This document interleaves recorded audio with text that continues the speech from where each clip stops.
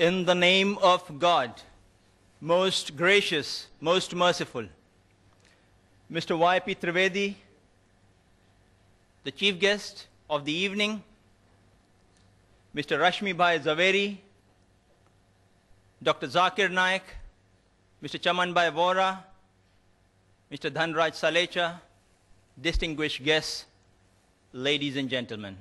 Assalamu alaikum. May peace be on you. On behalf of the organizers, the Indian Vegetarian Congress, the Islamic Research Foundation, and the Rushdie Foundation, I welcome all of you today to this morning's unique program, a public dialogue on the topic, is non-vegetarian food permitted or prohibited for a human being? It is being held in a spirit of friendship and understanding each other's viewpoints.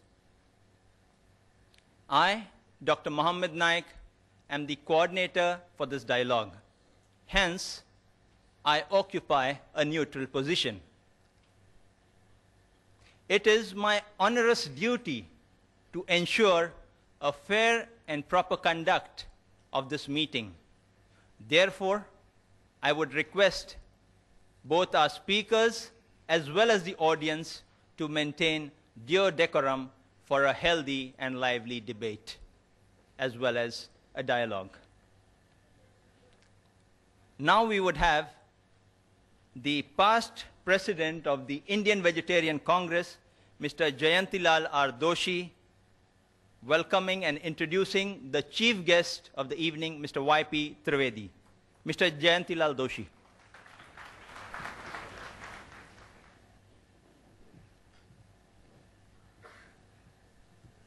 Mr. Y.P. Trivedi, he is a very senior advocate in Supreme Court of India and leading tax expert of Mumbai. His activity in economics field inside ex-president of Indian Mercantile Chambers and active members of chairman of many other institute, trade and industrial body.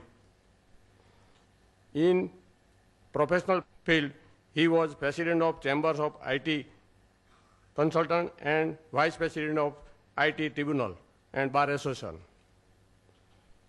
In political field, he is traders of Maha Pradesh Congress Committee, BRSCC. He is also chairman and director of many public limited company, Reliance and Dana Bank. In education field, he was location of master's degree in Lower and Bombay University.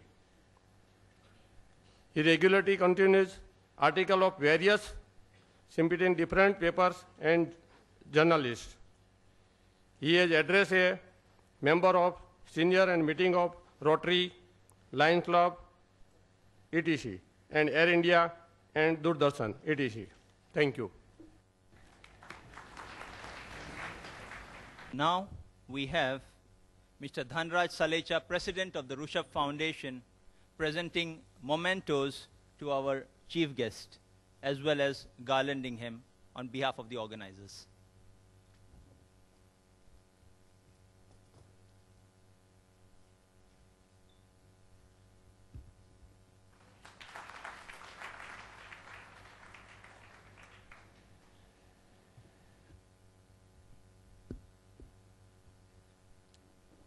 Now we have our chief guest, Mr. Y.P. Trivedi, addressing our audience collected here today. Mr. Y.P. Trivedi.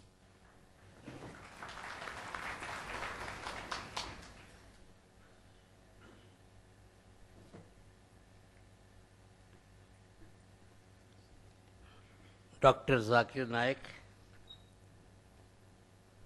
Mr. Rashmi Zaveri, Dr. Mohammed Naik,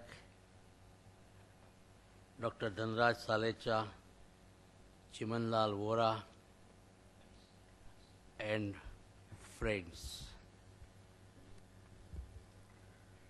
Before I give my introductory speech, I have been told, and I think I would like to repeat and say with great firmness that one of the greatest friend and the greatest enemy of our civilization is the cellular phone.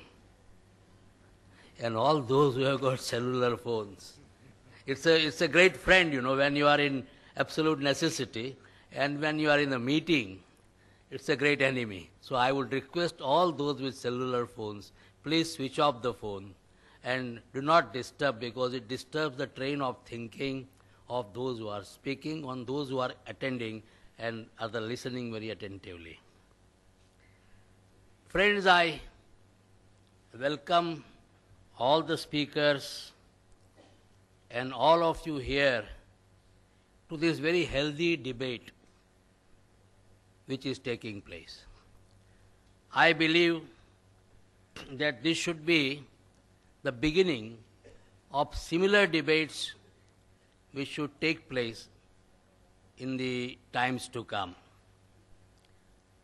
This debate or discussion or the clearing house of mind is probably in the best traditions both of the Hindu civilization as well as of Islam.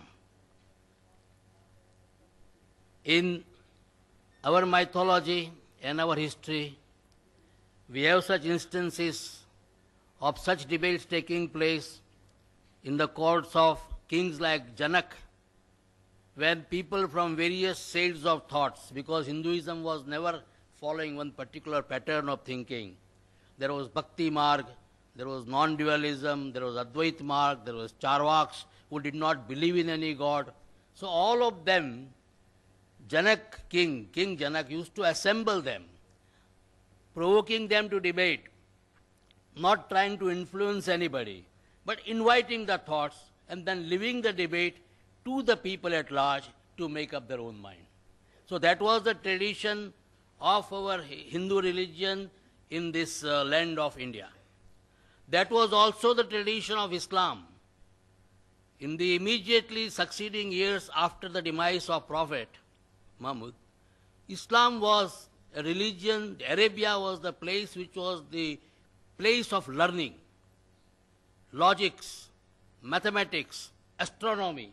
All this was being discussed, and the great scholars of Arabia imbibed the thought, made inquiries, and transformed that knowledge thereafter to the Western world.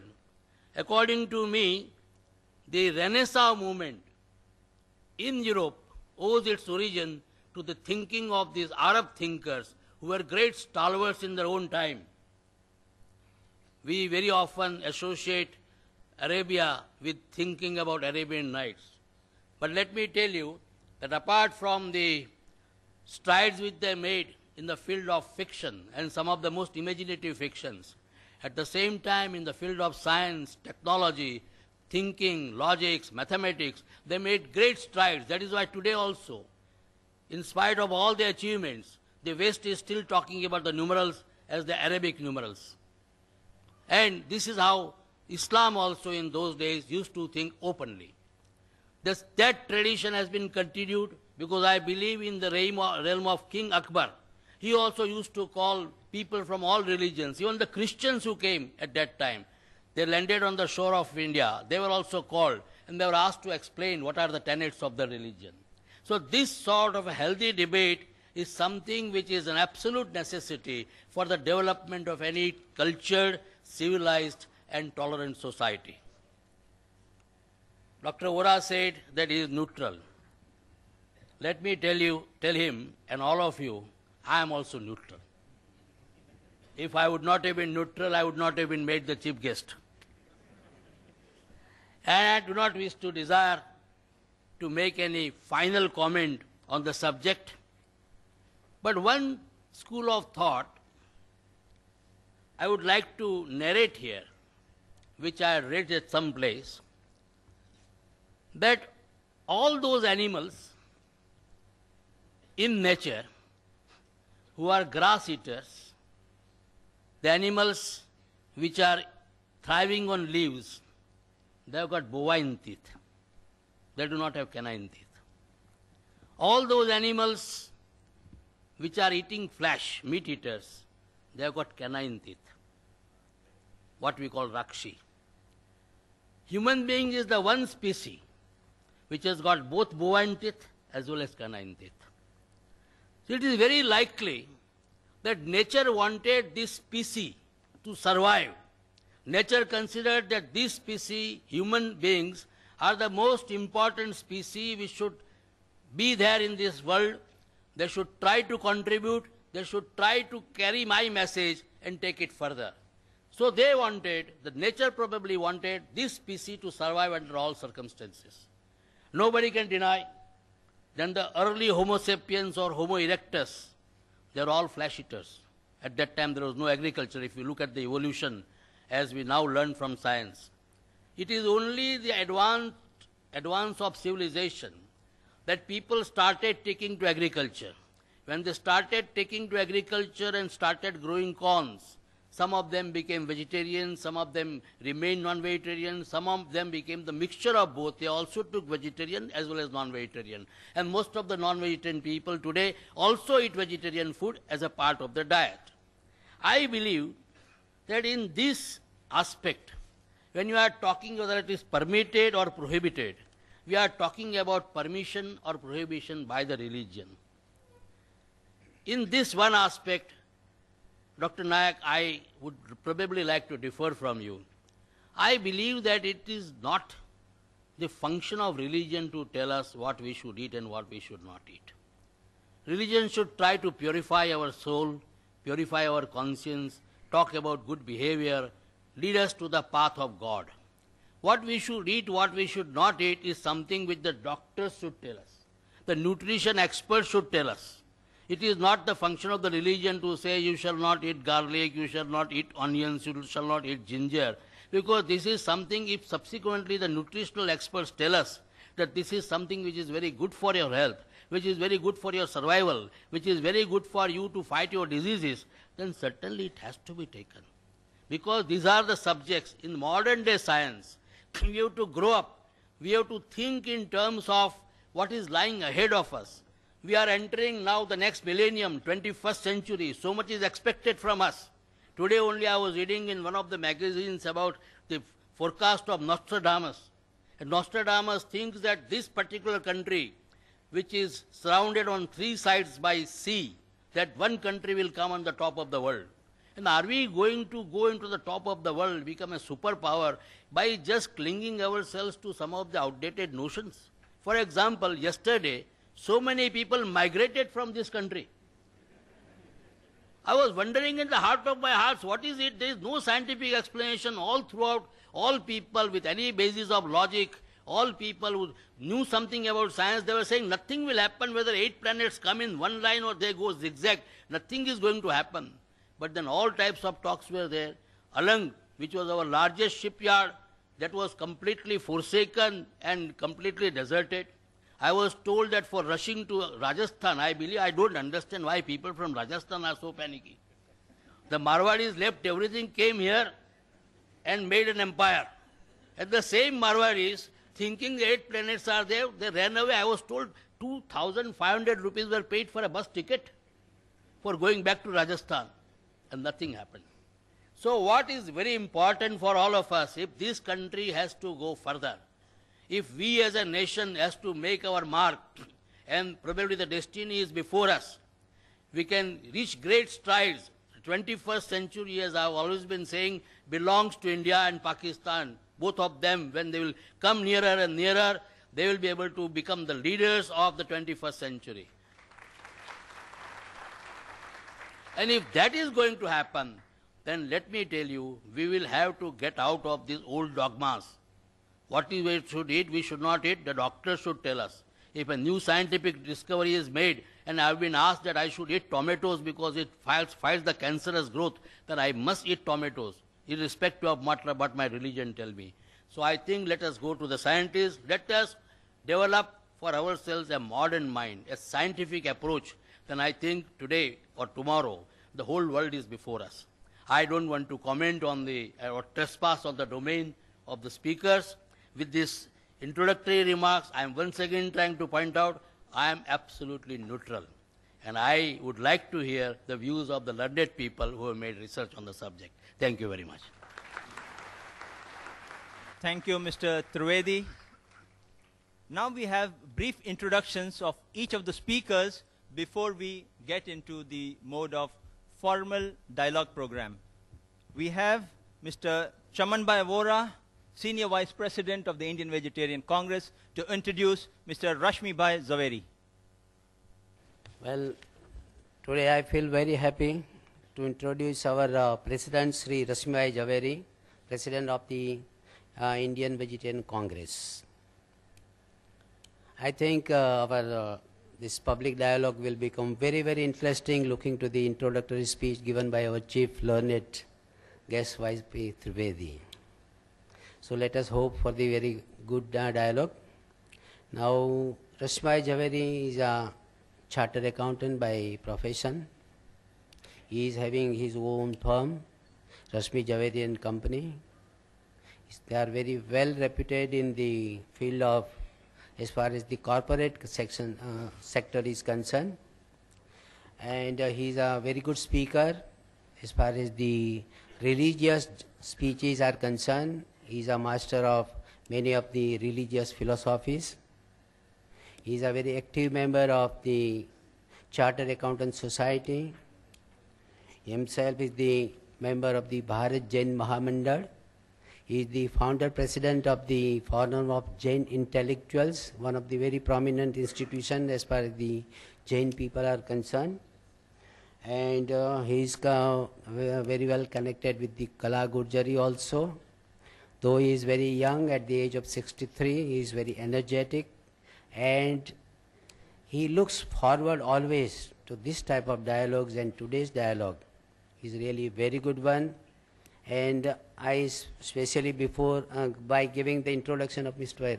Rashmibhai Zaveri, I would like to thank our chief guest as well as our Dhanraj and our Zakir Naik Sahab for having a very good dialogue, whether by principle a human being can take or should not take the vegetarian and non-vegetarian foods. Thank you very much. Mr. Ashraf Mohammadi to introduce Dr. Zakir Naik. Dr. Zakir Abdul Karim Naik, 33 years, is the president of the Islamic Research Foundation, Mumbai. Though a medical doctor by professional training, he is renowned as a dynamic international orator on Islam and comparative religion.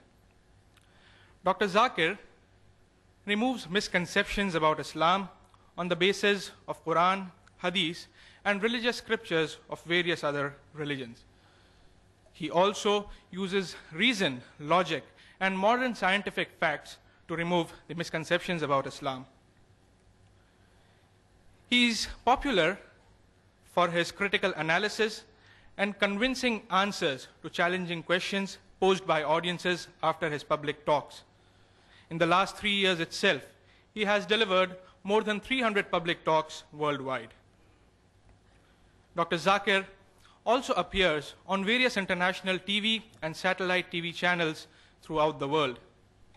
He has also participated in various symposia and such dialogues with prominent personalities of various faiths.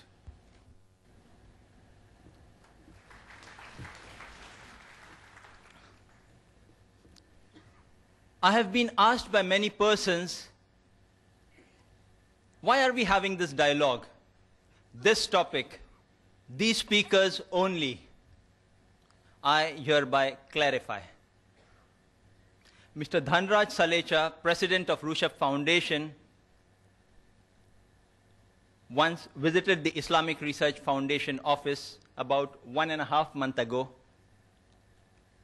He presented the Islamic Research Foundation kindly with a set of literature favoring vegetarianism.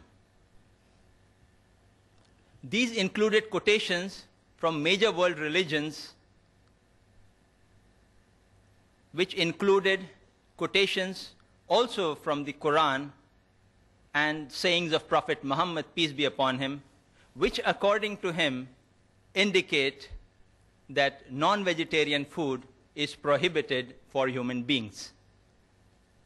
After some discussions, Mr. Salecha proposed that a public dialogue be held at Patkar Hall between Mr. Rashmi Bhai Zaveri, President of the Indian Vegetarian Congress, and Dr. Zakir Naik, President of Islamic Research Foundation, on the topic, is non-vegetarian food permitted or prohibited for a human being? This would, in turn, enable the audience at large to know the different viewpoints of both the speakers and form their own judgment. Both the speakers agreed to the same. Just about 5 days back, that is this Tuesday, I met Mr. Zaveri, and he requested that both the speakers in their talk refrain from speaking on other religions except their own.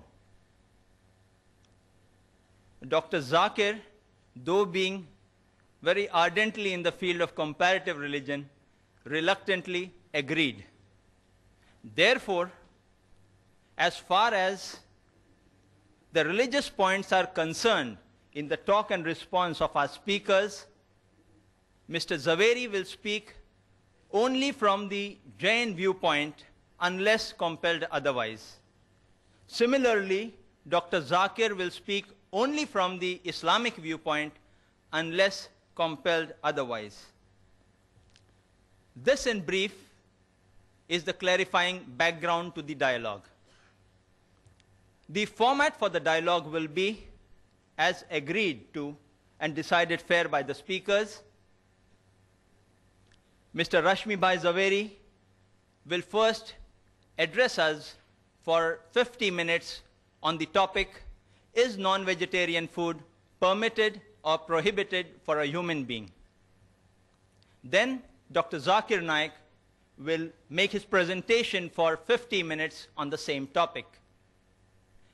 This would be followed by a response session in which Mr. Zaveri will respond for 15 minutes to the matter presented by Dr. Zakir.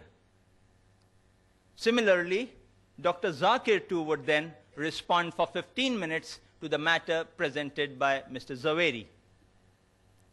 When 5 minutes are left for the conclusion of the talk or the response time, I would put before each speaker a plate saying 5 minutes left, in which time they are expected to conclude.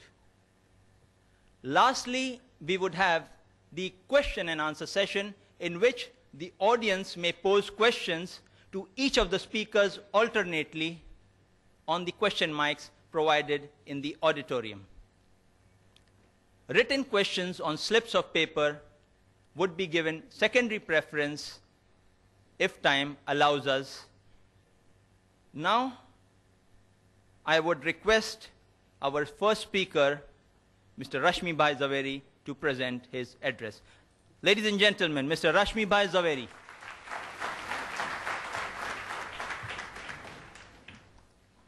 Before I start my talk, I am really very happy that this atmosphere of brotherhood, it has really moved me. And I will request Dr. Zakir Naik to come forward and let's have a Gale Lag Ja scene.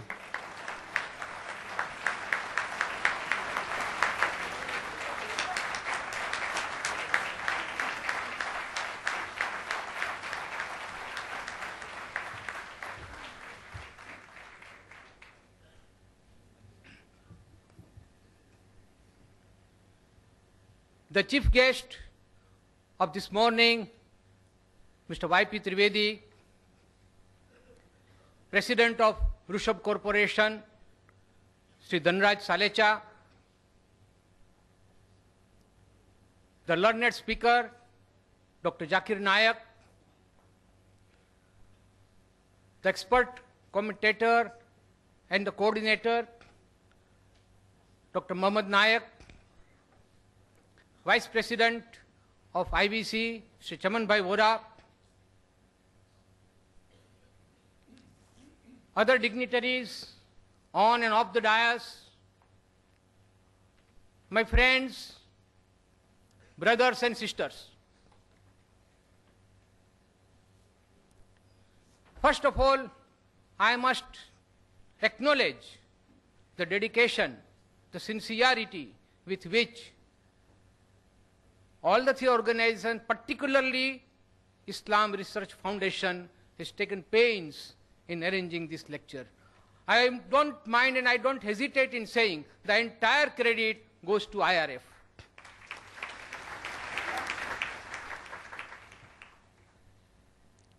Friends, the topic today is non-veg food permitted or prohibited for a human being? Any argument or any statement for that matter is always to be considered from a relative point of view. There cannot be any absolute truth, there cannot be any absolute statement that it is 100% prohibited or 100% permitted. So friends, let's see, as very rightly put in by Mr. Trivedi, who started the ball rolling, that we will not speak only from religious point of view. Religious has to enter. You can't divorce it from today's subject. But I would like to speak on this topic, that non-veg food is prohibited for human being from various angles. For example, geographical reason, historical reason, moral, ethical and religious reason, economical, environmental and ecological reasons, natural reasons and psychological reasons, and above all, medical reasons.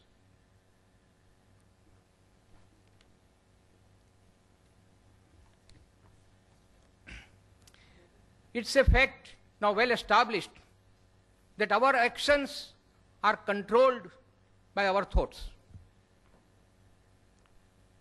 What we think, we act. And our thoughts are controlled by our diet. As we eat, so we behave. And that's why the topic is very important, that we should choose our diet in such a way that our thinking is positive. The word positive will include everything. And believe me, friends, not only all the religions, but the medical science has now proved that the food that we take, it definitely influences our thinking and so our behavior. Friends, there was a time when there was no alternative available, as Mr. Trivedi rightly put. There were places on this world, and there are even now places where there is no availability of vegetation. It is simply not possible because of the extreme circumstances. But now the world has progressed so much that there is a very advanced system of transportation which is available to us. And any type of commodity, including food, can be transported from one part of the globe to another without any problem. Now that when we have got alternatives, we have to think about this, which alternative is better from all the angles that which I have described earlier. And that's why, friends, I am now coming to my topic proper, that non-veg food is not permitted now at this point of time, not only for India, but for other countries of the world also. First of all, I will say that all Indian philosophies have stated that we should not harm any living being, not only the living beings that we can see, but also those living beings which we cannot see, which are in air, fire, water, etc. But always there is a limit. It's very difficult for a human being to refrain from total ahimsa, total hinsa or violence because of his needs. So that is why Lord Mahavir stated that at least you limit the essential killings, but absolutely no killing for your own selfish motive or for your own needs of hunger, etc. And that is why under Jainism and most of the Indian philosophies, non-veg food is totally prohibited. Now this is a religious aspect. I will not go very deep into it. But the psychological aspect, the effect that non-veg food has on our thoughts and deeds, that is the most important part. The learned authors, I will not now quote the names of the books and authors because that will take time. But I have got all the authorities with me. It is said that veg diet reduces needless suffering in the world and also preserves our ecosystem. See, when I talk about alternative, you look here, or you look at the wild animals who stay in jungle. Those who are carnivorous, they will restrict themselves to meat eating only. But those animals which are herbivorous, they will never go for meat eating. Only human being is such, because of some false notions, I will say. It is the human being has been both a carnivorous and herbivorous. As I said, if alternative is available, why should we go for unnecessary killing? The basic principle underlying this theory is non-violence, love, and compassion for animals, birds, fish, etc. Because flesh food falls in not essential category, while vegetarian food comes under essential category. Psychologically also, cruelty, instant impulses, urges, basic animal instincts, impatience are all the necessary consequences of flesh food. By eating animal flesh, man will ingest all the animal instincts, the four basic animal instincts of food, fear, possessiveness, and reproduction. These are there in man, I don't say no, but they are the basic instincts. We have got a reasoning mind. We can rise above these basic instincts. We can control our impulses and urges and become, then only we can become super animals or super beings.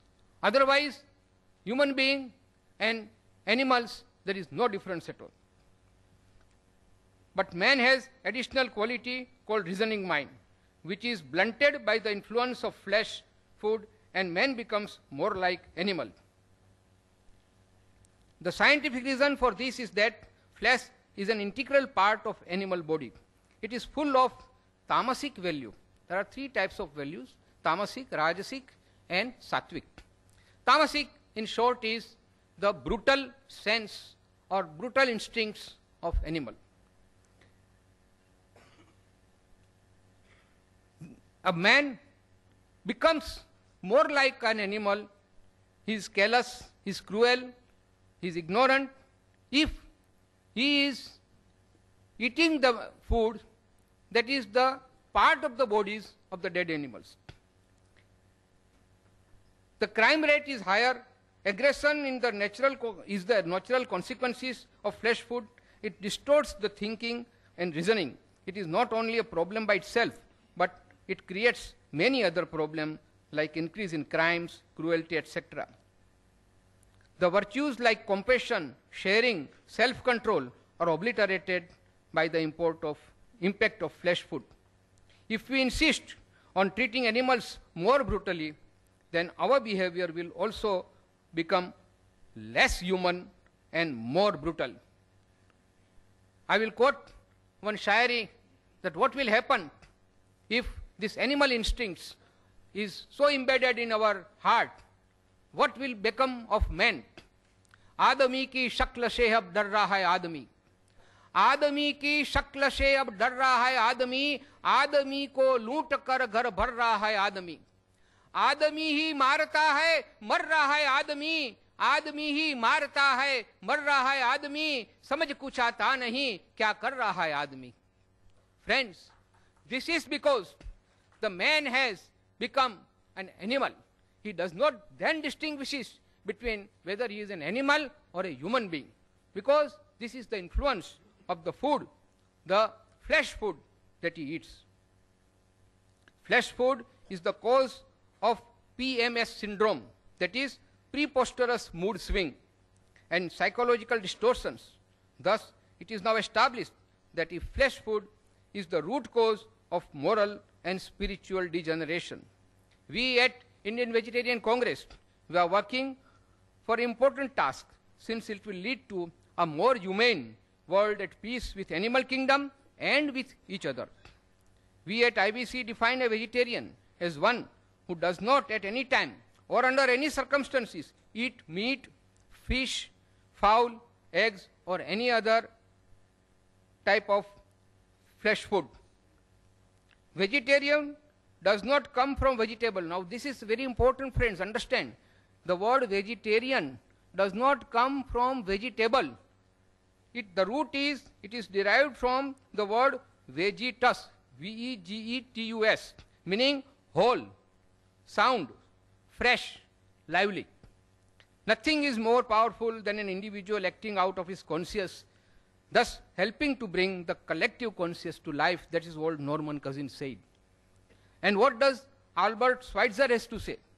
Until man extends his circle of compassion to all living things, man will not find peace for himself. It is a man's sympathy with all creatures that first makes him truly a human being. Now, friends, I will go next to the most important topic, and that is the medical viewpoint. It's a fallacy, friend. It's a myth to say that we don't get enough protein from veg food. And that is why a man must have flesh food that is rich in protein. I'll come one by one to these myths. First of all, I will first give you examples of those strong animals. Say elephant, say rhino. These are the strongest animals on this earth. Are they meat eaters? No. They are pure veg. Even if they die, they will not eat meat. Even then, they are the strongest. Take example of horse. We talk about horse power. It's the most powerful creature useful for our purpose, and that is also a pure vegetarian. And take examples of cattle, cows, bullock, and other animals. They are not only useful to us, but they are pure vegetarian. My point here is that those vegetarian animals are strong enough and they don't need any flesh food. In fact, if stupidly flesh food is given to these veg animals, what will happen? You all know about the mad cow disease, the syndrome called BEC. Friends, this BSE, bovine spongiform encephalopathy. You know what happened a few years back in England? It was a result of feeding rendered sheep byproducts to cattle as protein supplement. These sheep were infected with scrapie, an acid disease known for over 200 years. Now, if sheep food can make a cow mad, what do you expect the result on human being? Millions of innocent cows were killed mercilessly just because they were suspected to be infected with BSE, and that too for no fault of theirs, but the stupid ways of feeding sheep protein on absolutely unnatural diet for a cow. So is the case with humans. Animal protein is not natural for us. Similarly, millions of chicks were destroyed in Eastern Asia countries because they were infected with certain disease. Now coming back to healthy diet, I will quote from one Dr. Dean Ornish, who has written a very learned book on how to reverse heart disease without surgery or drugs. And this book, my friends, is the best seller in America now. It has really created interest in the people of America and all over the world for that matter, that veg food is definitely better from medical point of view. He has given two types of diet, one reversal and one prevention of heart disease. Both are strictly veg diets because he has proved scientifically that veg food is the best food for a human being. It not only helps heart patients but also reduces risk of other degenerating and fatal diseases caused by flesh food, diseases like cancers of colon, cancers of breast, cancers of prostate, obesity, high blood pressure, stroke, diabetes, gallstones. The Surgeon General of America has confirmed this in the report on nutrition and health. He has given certain facts for protein. Friends, we'll have to be a little technical about it. The protein is formed from building blocks called amino acids. These are of million varieties, of which only 3 are critical for us: lysine, tryptophan, and methionine.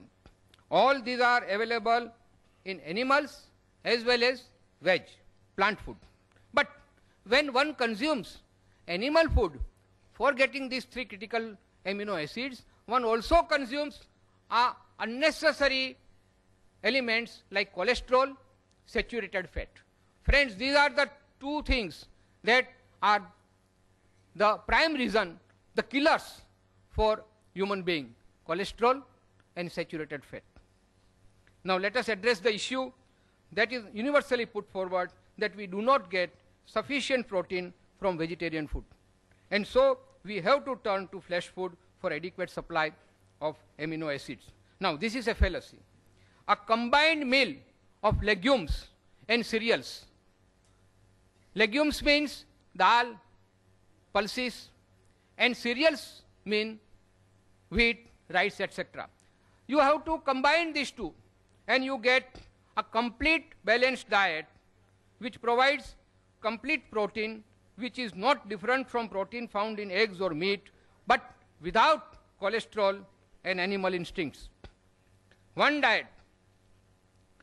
dietetic association has stated positive relationship between vegetable lifestyles and risk reduction for several chronic degenerative diseases, as mentioned earlier.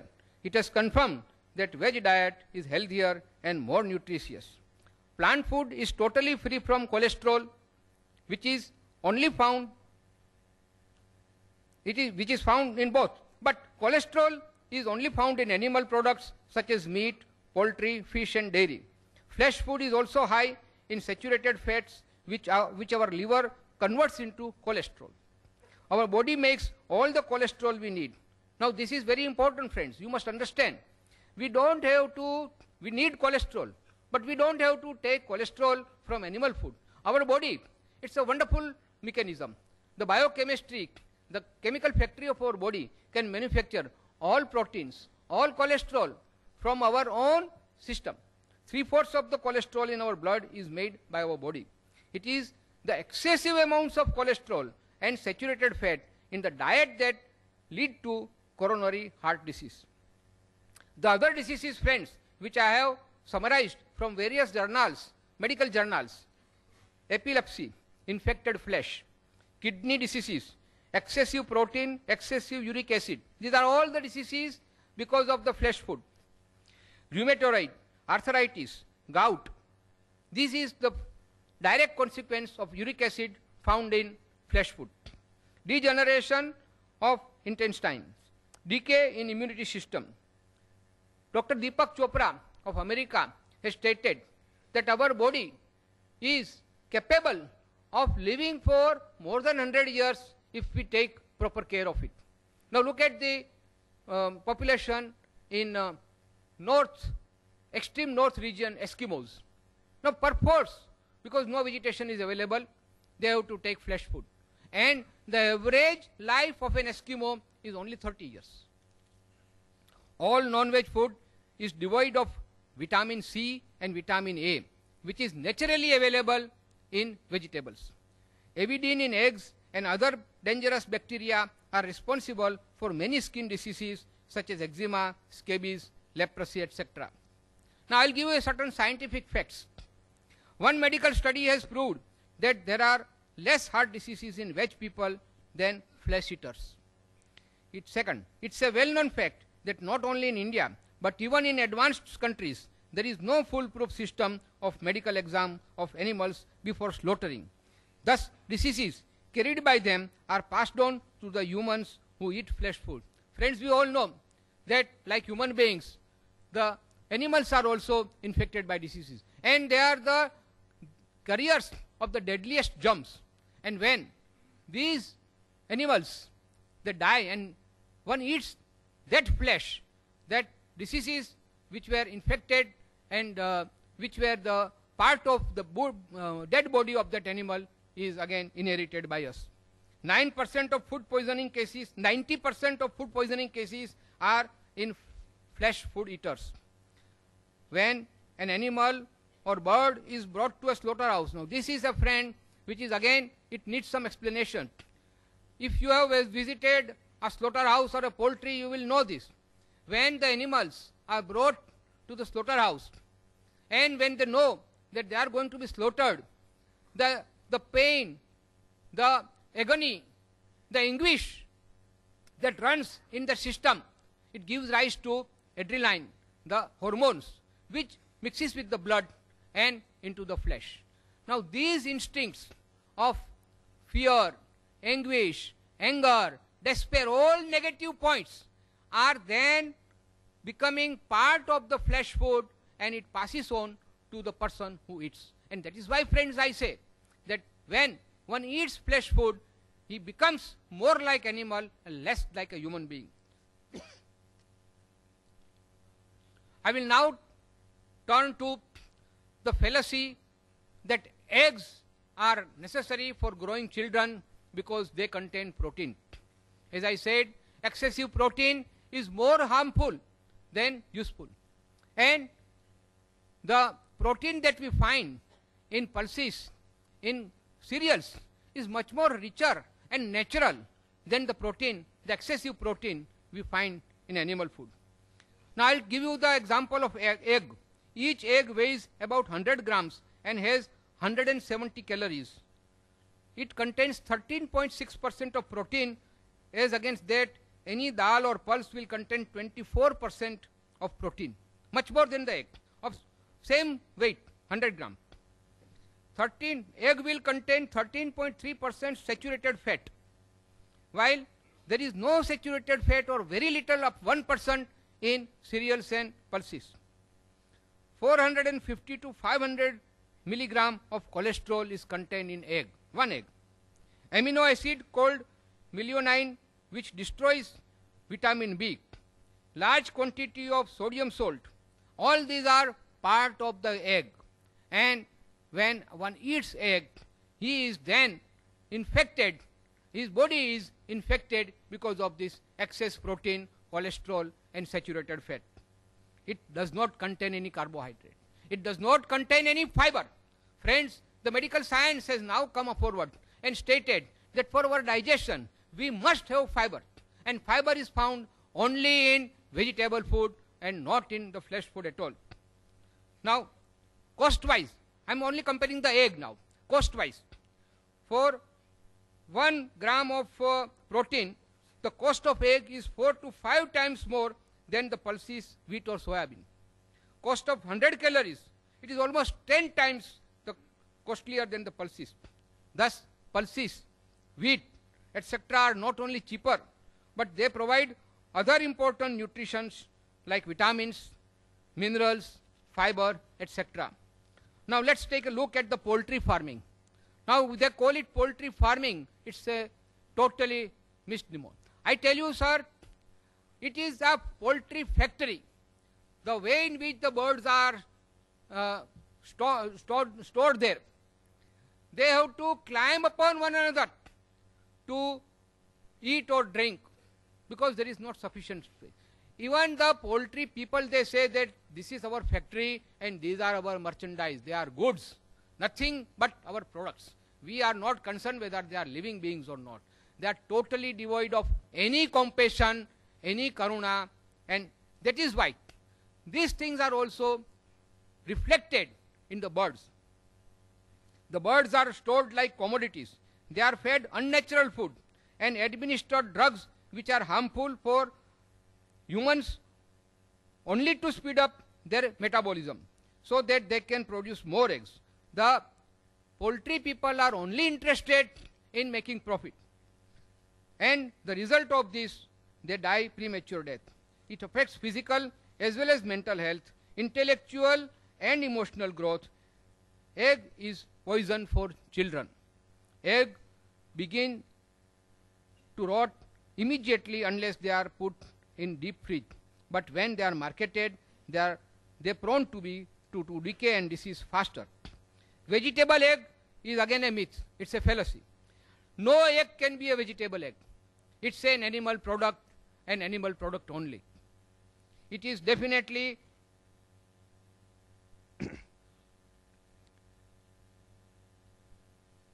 it's definitely an animal product. It can never be called vegetable item. It's a misnomer. It's a deception.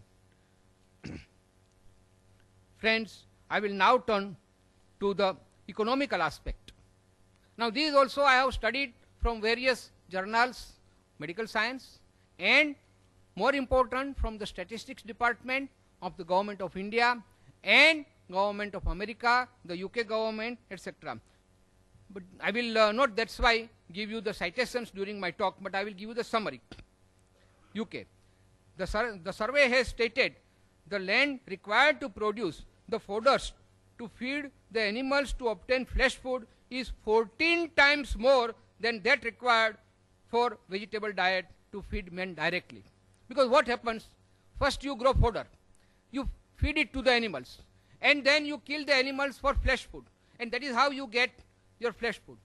But if the same land is used for agriculture, for pulses and cereals, that same piece of land can support many more families, and here only few families can be supported by using this land for pasture.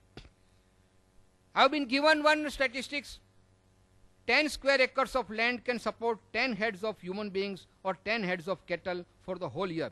But 10 heads of cattle for meat cannot support even one single person throughout the year.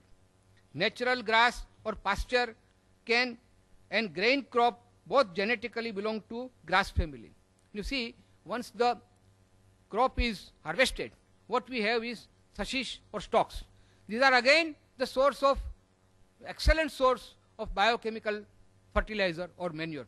Look how many crores of rupees of our foreign exchange we are wasting on artificial fertilizer and chemical fertilizer, which we all know is extremely harmful to us. But because we are not able to get the natural manure which we can get from cattle and animals, we are destroying them, foolishly destroying them for our own food. But we are not considering the fact that the manure that these animals produce are much more economical, much more healthier, and much more useful to our country. It's now well-known fact that 16 kilograms of food grain are required to be fed to one animal for forming 1 kilogram of meat. Thus, by feeding animals reared for slaughter, the country is deprived of vital food grains which can feed many, many more people. So, not only for growing food, but also for pasture and for manure, we require land. The human oncogene work done by Professor Wilbing from Massachusetts, it is stated that to obtain 1 calorie of animal flesh, 7 vegetable calories have to be spent. Then the study further shows that the land needed to graze one average animal can sustain 5 average families. Friends, I will not burden you with facts and figures, but the summary of all this is that it is very economical to feed people on veg diet rather than on flesh food. Now let's take the other point of view of economy, ecology, environment, slaughterhouses, etc. Production of animal flesh food require more land, more water, more food grains for feeding animals meant for slaughtering. Now this will again destroy or rather disturb the balance of our ecology and environment. Because the resources are always limited, we have to make best use of that. Either we grow crops or we rear animals for slaughtering. And look at the way the slaughterhouses work, how they are maintained. It's simply a hygienic horror. The conditions are appalling and totally unsanitary all over the world. Yesterday only on internet I got a report from foreign countries, advanced countries of America and France, that the conditions of slaughterhouses there also, it is reported, are totally unsanitary. I got a copy of white papers from Government Accountability Project of America, fighting filth on the kill floor, a matter of life and death for America's families. Slaughtering of animals, meat processing plants, and finally most unhygienic ways of transport and sale of flesh food has made flesh food totally unfit for human consumption. And do not think for a moment that imported, packaged, nicely packaged meat or canned meat is totally hygienic. No, my dear friends, that is also coming from those slaughterhouses where all these things which I have stated of medical science will apply. Not only that, they add certain preservatives, certain chemicals, certain additives which will keep the meat fresh. Environmental consciousness in India and abroad has now driven many people to vegetarianism. Environment-friendly veg foods are now available. The craze now in all over the world is to go for environmental friendly veg food because it is considered friendly and healthy. The green factories or glass houses are now exporting plant food, including fruits, to those countries which cannot grow them because of climate. The modern transportation system has given a much better alternative for food choice. In fact, for developing nations like India, government and NGOs should give more emphasis on larger production of more exports of plant food, which will serve the economic development of our country. Now look at the pollution. The pollution caused by legal and illegal slaughterhouses is terrific. The discharge of effluents from even so-called modern abattoirs is in the open and exposed to elements and public gaze. The carcasses of animals, the flow of blood, the horrible stench, etc. will add to the pollution. Ecological balance. Utility of animal world for human welfare cannot be overemphasized. Both are interdependent. Cows, sheep, fish, frogs, etc. are much more useful to us alive than dead. Then why should we kill our friends and our helpers to satisfy our taste buds? We should not be so much ungrateful, my friends, to our lesser beings. We call them animals or birds. Look at it from another point of view of natural manure. I have already stated that the animals produce much more natural and healthy manure than the artificial manure. Artificial chemicals, manures cost us dearly. Now again, I'm coming back to our economic term. We are importing artificial chemicals for manure purposes. That is again a drain on our exchequer. Friends, I will now briefly give you historical and geographical views. I have already touched upon it. Historically, in certain dry areas of miles and miles of desert where no vegetable can ever grow, maybe only food for survival was the animal food. Geographically, I stated as like Eskimos, there was no alternative. But once we have got this better alternative, which is healthier, which is more economical, which is more eco-friendly, why not go for such food? And friends, I will now go to the most important point, which will prove my point beyond any doubt, that why man is vegetarian by nature. I have got some 16 points here to compare. how our body is built up. As Mr. Trivedi has started the ball rolling in this fashion of bovine teeth and non-bovine teeth.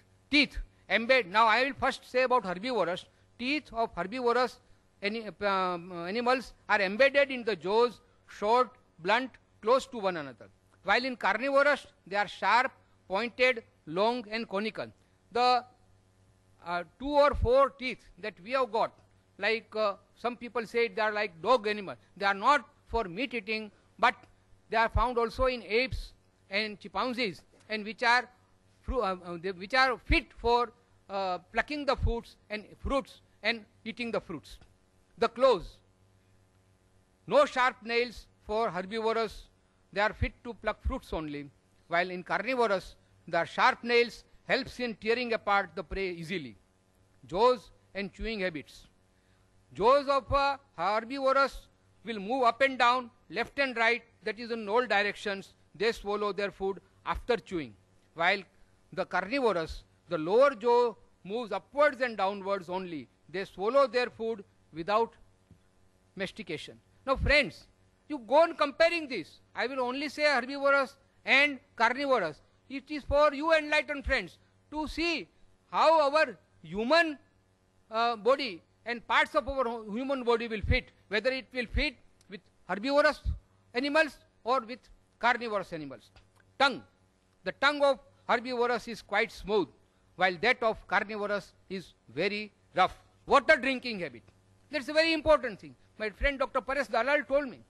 He said that these herbivorous animals, they drink water with lips by suction, while all the carnivorous, they drink the water with tongue, they lap up. We don't do it. We always use our lips. Now come to the length of intestine. Longer intestines are found in herbivorous, about 4 times the body length. This cannot quickly expel the flesh food, while in carnivorous, smaller size of intestine, almost equal to the body length, and helps to expel flesh food before it gets contaminated. Liver and kidney. Smaller in proportion in herbivorous, so they are unable to throw out waste material easily. While in carnivorous, liver and kidney are longer in proportion, so they can throw out waste material easily. Digestive system. There is a less hydrochloric acid in digestive system of herbivorous, thus flesh cannot be digested easily, while obviously in carnivorous, the quantum of hydrochloric acid is much more, and that is why they can digest the flesh food. But human being cannot. Salvia. In herbivorous, like human being, the salvia is alkaline and contains ptyalin, which helps in digesting carbohydrates found in the grains. While in carnivorous, the salvia is always acidic. The blood pH is alkaline, like human being and herbivorous, and acidic in carnivorous. The blood lipoproteins. Human blood lipoproteins is similar to all herbivorous, while it is not similar to that of carnivorous. Sense is weak. All the senses, particularly the eyesight, is weak in herbivorous and very powerful in carnivorous. Sound, the voice is not, the herbivorous sound or even the human sound is not frightening, unless of course we can make it now frightening. But by nature, the sound of all herbivorous is mild, while that of carnivorous, like lions and tigers, is very coarse and frightening. And lastly, infants. Normal sight power of right from, now see the young ones of herbivorous, right from the moment of birth, they can see very clearly, while all the infants of carnivorous wild animals are blind at least for a week. Now friends, it is for you to justify whether man fits by nature in this category of herbivorous, grain eaters, or in the category of carnivorous, the flesh eaters. Now friends, I will now tell you about certain great persons who condemned flesh food.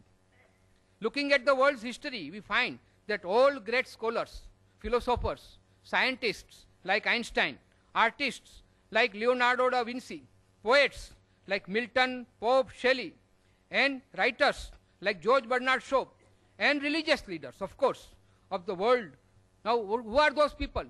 The mathematician, the Pythagoras, the Plutarch, Newton and Einstein, the scientist, Dr. Annie Besant, Reverend Dr. Walter Walsh, George Bernard Shaw, Tolstoy, the Greek philosophers Socrates and Aristotle. They are all enlightened people, and they say, yes, sir.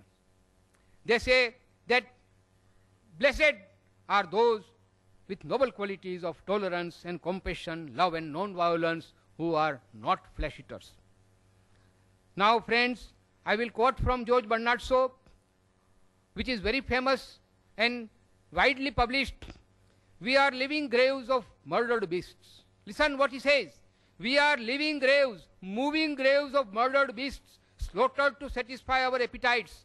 Like carrion crows, we live and feed on meat, regardless of the sufferings and the pain.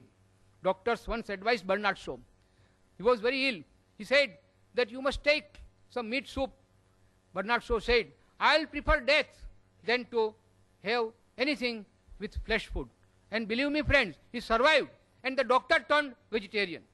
In the similar way, Mahatma Gandhi, his son was very sick. He was advised meat soup, and he refused, and the son survived. Why I am telling you, friends, all these things?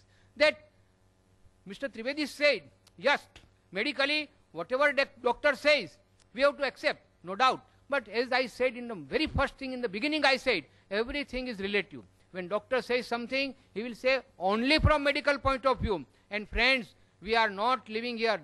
We are here on this earth, not only to survive. Survival is important, but not at the cost of others and inflict pain on others. Thank you very much, friends. 21st century will belong to vegetarians. Okay, I think I have made my points on very general terms, friends. I will tell you that I know those who are regularly flesh eaters are coming from some culture, some family, some faith, and that is why they have never applied their mind. And that is what Mr. Trivedi stated, that we are here today. We have gathered here. Let us apply our mind, that not only from religious angle or from our social angle, because I have seen, I'm not afraid to say that many of our Jain friends, when they go to certain gatherings, because they are afraid of the social status, they start eating meat. I don't like that. But then it is for everybody, whether he is a vegetarian or a non-vegetarian. Apply your mind. Try to see from all these angles whether it is permitted or prohibited from our own health point of view, from the national point of view, from the social point of view, from ecological, from environmental, and above all, from compassion point of view. Friends, when nature has created all animals, all humans, all creatures equal, nobody has got right to kill anybody just to satisfy his own palates. Thank you very much.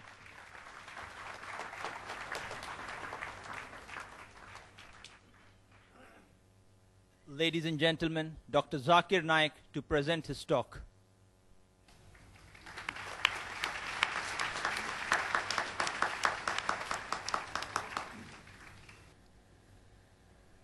Alhamdulillah, wassalatu wassalam, ala rasulillah, wa ala ali wa sahbihi ajmain, amma ba'd. A'udhu billahi minash shaitanir rajim, bismillahir rahmanir rahim. Ya ayyuhal lazina amanu, awfu bil uqud, uhillat lakum bahimatul anam, illa ma yutla alaykum. Bismillahir rahmanir rahim. Rabbi shrah li sadri, wa yassir li amri, wahlul uqdatam min lisani, yafqahu qawli. Respected Mr. Rashmi Zaveri, Mr. Trivedi, Dr. Muhammad Naik, the respected people on the dais, my respected elders, and my dear brothers and sisters. I welcome all of you with the Islamic greetings. Assalamu alaikum wa rahmatullahi wa barakatuh. May peace, mercy, and blessings of Allah subhanahu wa ta'ala, Almighty God, be on all of you. The topic of this morning's debate is non-vegetarian food permitted or prohibited for a human being? It is not whether vegetarian food or non-vegetarian food, which is healthy or which is better. If I prove that an apple is better than a mango, that doesn't mean mango is prohibited.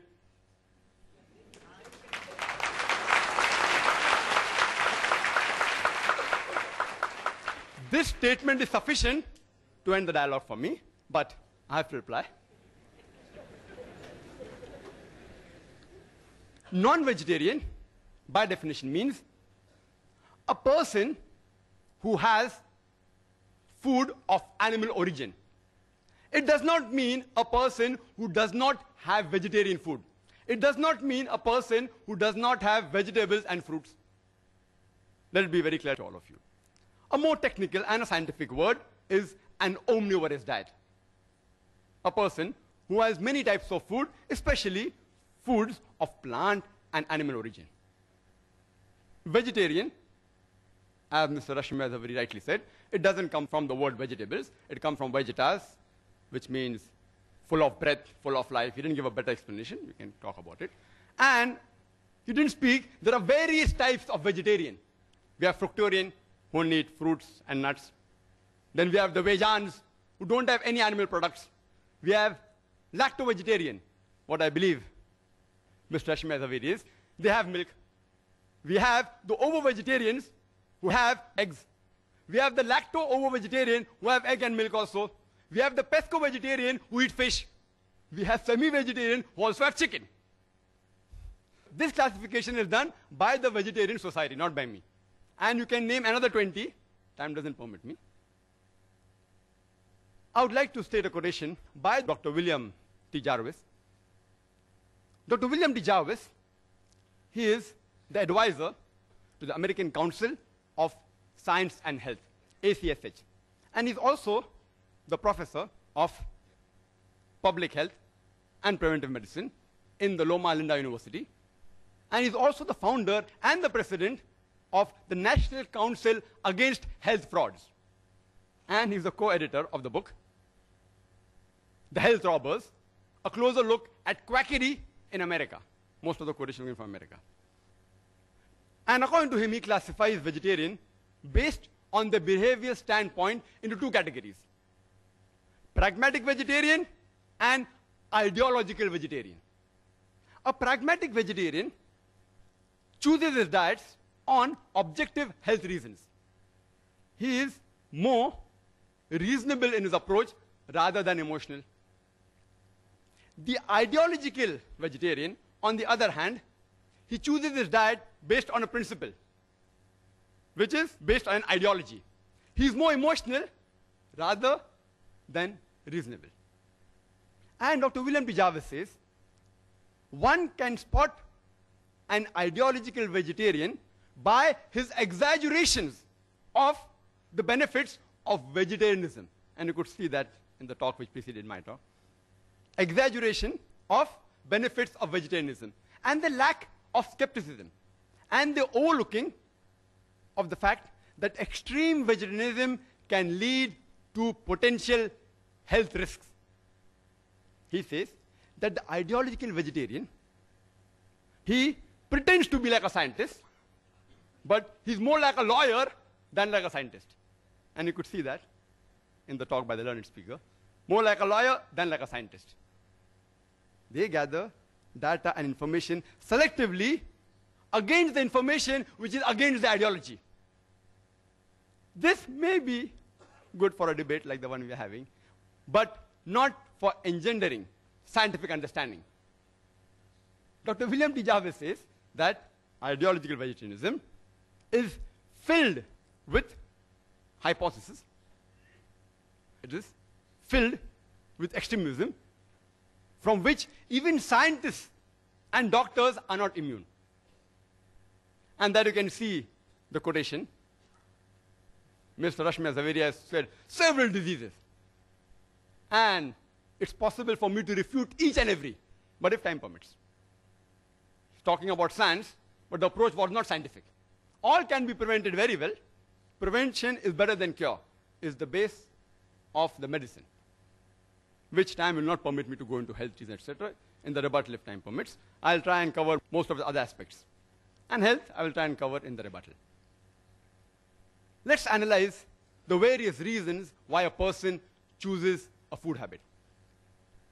It can be religious, it can be geographical location, it can be a personal choice, smell, taste, color, due to humane or ethical consideration, due to anatomical and physiological consideration, due to behavioral consideration. It can be due to ecological and economical consideration. It can be due to nutritional value or due to health and scientific reasons. Health and medical reasons. Let's first analyze the religious reasons. Mr. Trivedi said that religion should not interfere with the human beings where it's concerned what we should eat and what we should not eat. That you should leave it up to the doctors. I agree with him that most of the religions, that is the case. The religious authorities, the main foundation, that's Almighty God, if he's not a doctor, the God that you worship is not a doctor, then you should not follow him. He says leave it to the doctors. But in Islam, we believe Allah subhanahu wa ta'ala, Almighty God, is our creator. And the creator of the human beings has far superior knowledge than all the doctors put together in all the years.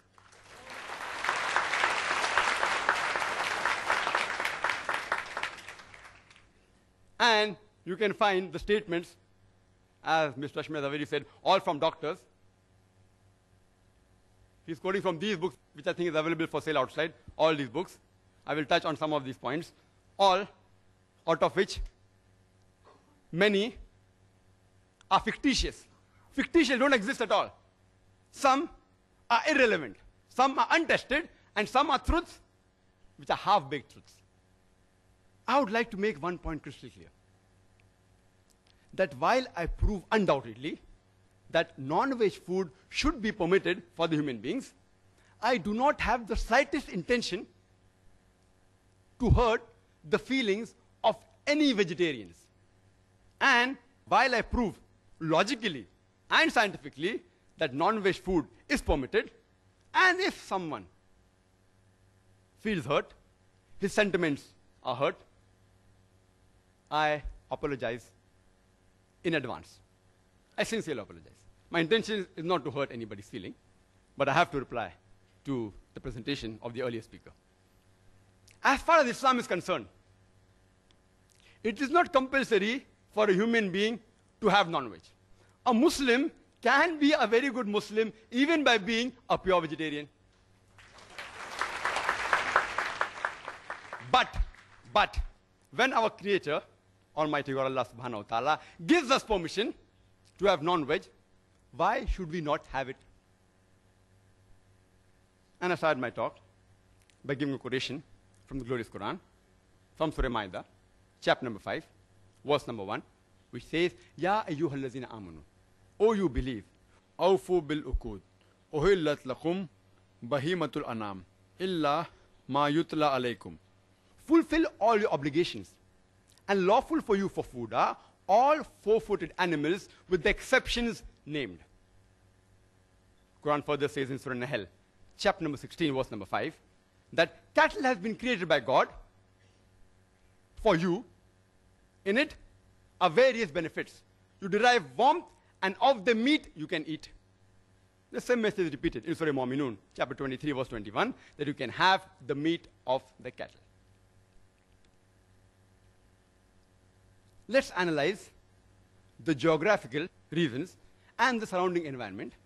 And as we know, it influences a person's food habit. Like people living in the coastal region, the Kokanese, they have more fish. People living in South India, they have more rice. People living in the deserts, where there's scarcity of vegetation, people mainly survive on the flesh of animals. The Eskimo, the Arctic region, where there's scarcity of edible vegetation, they survive more on seafood. And Mr. Zaveri said that he knows that vegetable is not available in certain parts of the world, but today, due to advancement of transportation, we can supply them with vegetables.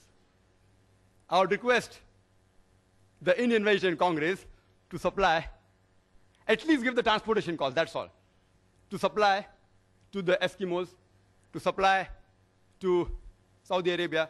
You get vegetables in Saudi Arabia, it is more expensive. Why? Because the cost of transportation. That makes it more expensive. It is illogical and unscientific to spend more money to buy a food which is less nutritious. Let's analyze the humane reasons, the ethical reasons, and the pure vegetarians. They say that all life is sacred and no living creature should be killed. They fail to realize that today it's a universal fact that even plants have got life. So the main argument on killing a living creature doesn't hold good today. Previously, maybe, a couple of centuries ago, it may have held some weight, but today it carries no weight. Then they further argue today and they say, yes, we know that plants have got life, but they can't feel pain. Therefore, killing a plant is a lesser crime and lesser sin as compared to killing an animal. Today, science has further advanced and we have come to know that even the plants can feel pain. They can even cry. But the cry of the plant cannot be heard by the human ear because the audible frequency range of the human ear is from 20 cycles per second to 20,000 cycles per second. Anything below and above this, the human ear can't hear.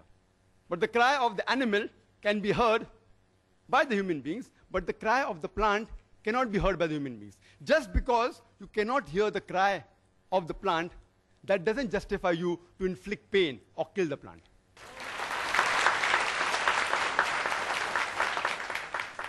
There was an ideological vegetarian who had a discussion with me and told me that, Brother Zakir, I know that plants have life, they feel pain, but you know, plants, they have got about 2 senses less as compared to the animals.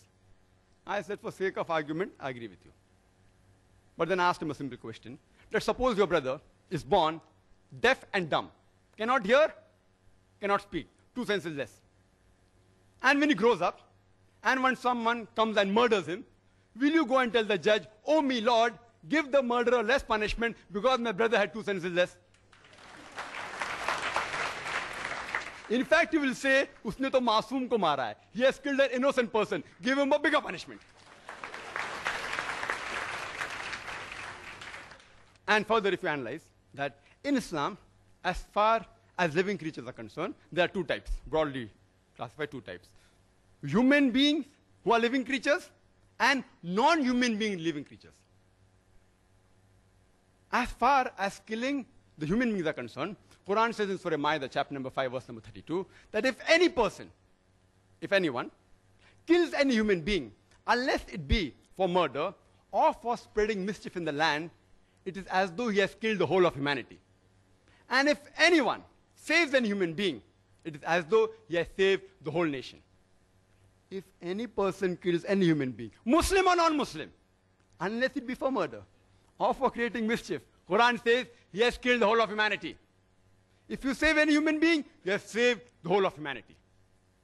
As far as non-human being living creatures are concerned, no human being should harm them unnecessarily, should not kill them unnecessarily for sports or for fun or for target practice.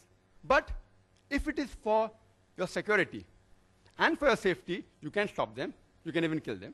Or if you want for lawful food, but not just for fun and frolic or for hunting.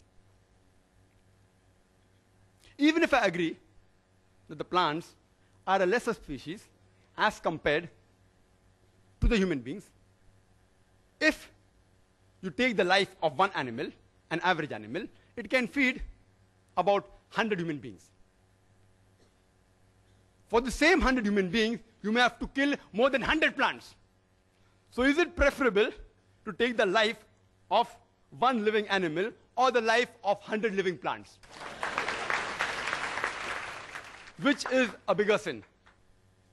Is it a bigger sin to kill 100 human beings who are handicapped or kill one healthy human being? Which is a bigger sin? You decide for yourself. There is a vegetarian society by the name of World Foundation on Reverence for All Life. Most of the quotation which he gave is from here and from these 3 books, most of them, almost all. The name of the foundation is World Foundation on Reverence for All Life. They forgot to mention except plant life in bracket. And it says, all creation is one family. All life is sacred. What kind of an ideology is this? That you permit the killing of one family member, but do not permit the killing of the other family member. It's illogical and unscientific. You know, in America, there are vegetarian society who take students to slaughterhouses and they make them see the bloodshed and convert them to vegetarianism. It is like a doctor taking the young girls to observe and watch a difficult childbirth and then say, that's the reason you should not marry and should not have children. These are unethical forms of mind control. Unethical. Unethical. In fact, we should teach our children that when vegetables can be grown for food, why can't animals be raised for food? All life is sacred. I agree. Unnecessary killing them is wrong. But for a requirement, lawful food is permitted. Let's analyze the anatomical and the behavioral consideration. And there were a list of various things mentioned by Mr. Zaveri. You know, he was reading from paper at 100 miles per hour. I was trying to note down. How many disease? I, being a medical doctor, can answer, but how much can I answer? To name 10 diseases will take few seconds. To reply all 10 will take more than an hour. And here I listed a lot. I'll just try and tell you that if you go to authentic books, not researches made by ideological vegetarians, most of the answers are given on the medical aspect. Considering the anatomical and the physiological aspect, and rightly said that if you observe the teeth of the herbivorous animal, the cow, the goat, the sheep, they have a flat set of teeth. They only have vegetables. If you observe the teeth of the carnivorous animal, lion, tiger, leopard, they have pointed set of teeth. They only have animal flesh. Not non-veg, animal flesh. They are not called as non-veg animals. They are called as carnivorous animals. There's a difference between carnivorous and non-veg. Non-veg actually is omnivorous. But if you analyze the set of teeth of the human beings, we have got flat teeth as well as pointed teeth. If Almighty God, our Creator, wanted us to have only vegetables, why did He give us these pointed teeth for what? And Mr. Zaveri said, these pointed teeth, they are not referring to the dog. They refer to the apes. He doesn't know the scientific meaning of the word canine. Comes from the root word caninus in Latin, which means of dog. And canine means pertaining to the family of Canidae, like wolves, dogs, etc. Scientists have given this name. Canine, meaning pertinent to dog. And he said, it doesn't look like the teeth of dogs. It refers to teeth of apes and monkeys. I believe in agreeing with the argument and proving my point, then you disprove him. It's easy. Even if I agree, it is the teeth like the monkeys. Do you know monkeys also have non-veg? They have the lice.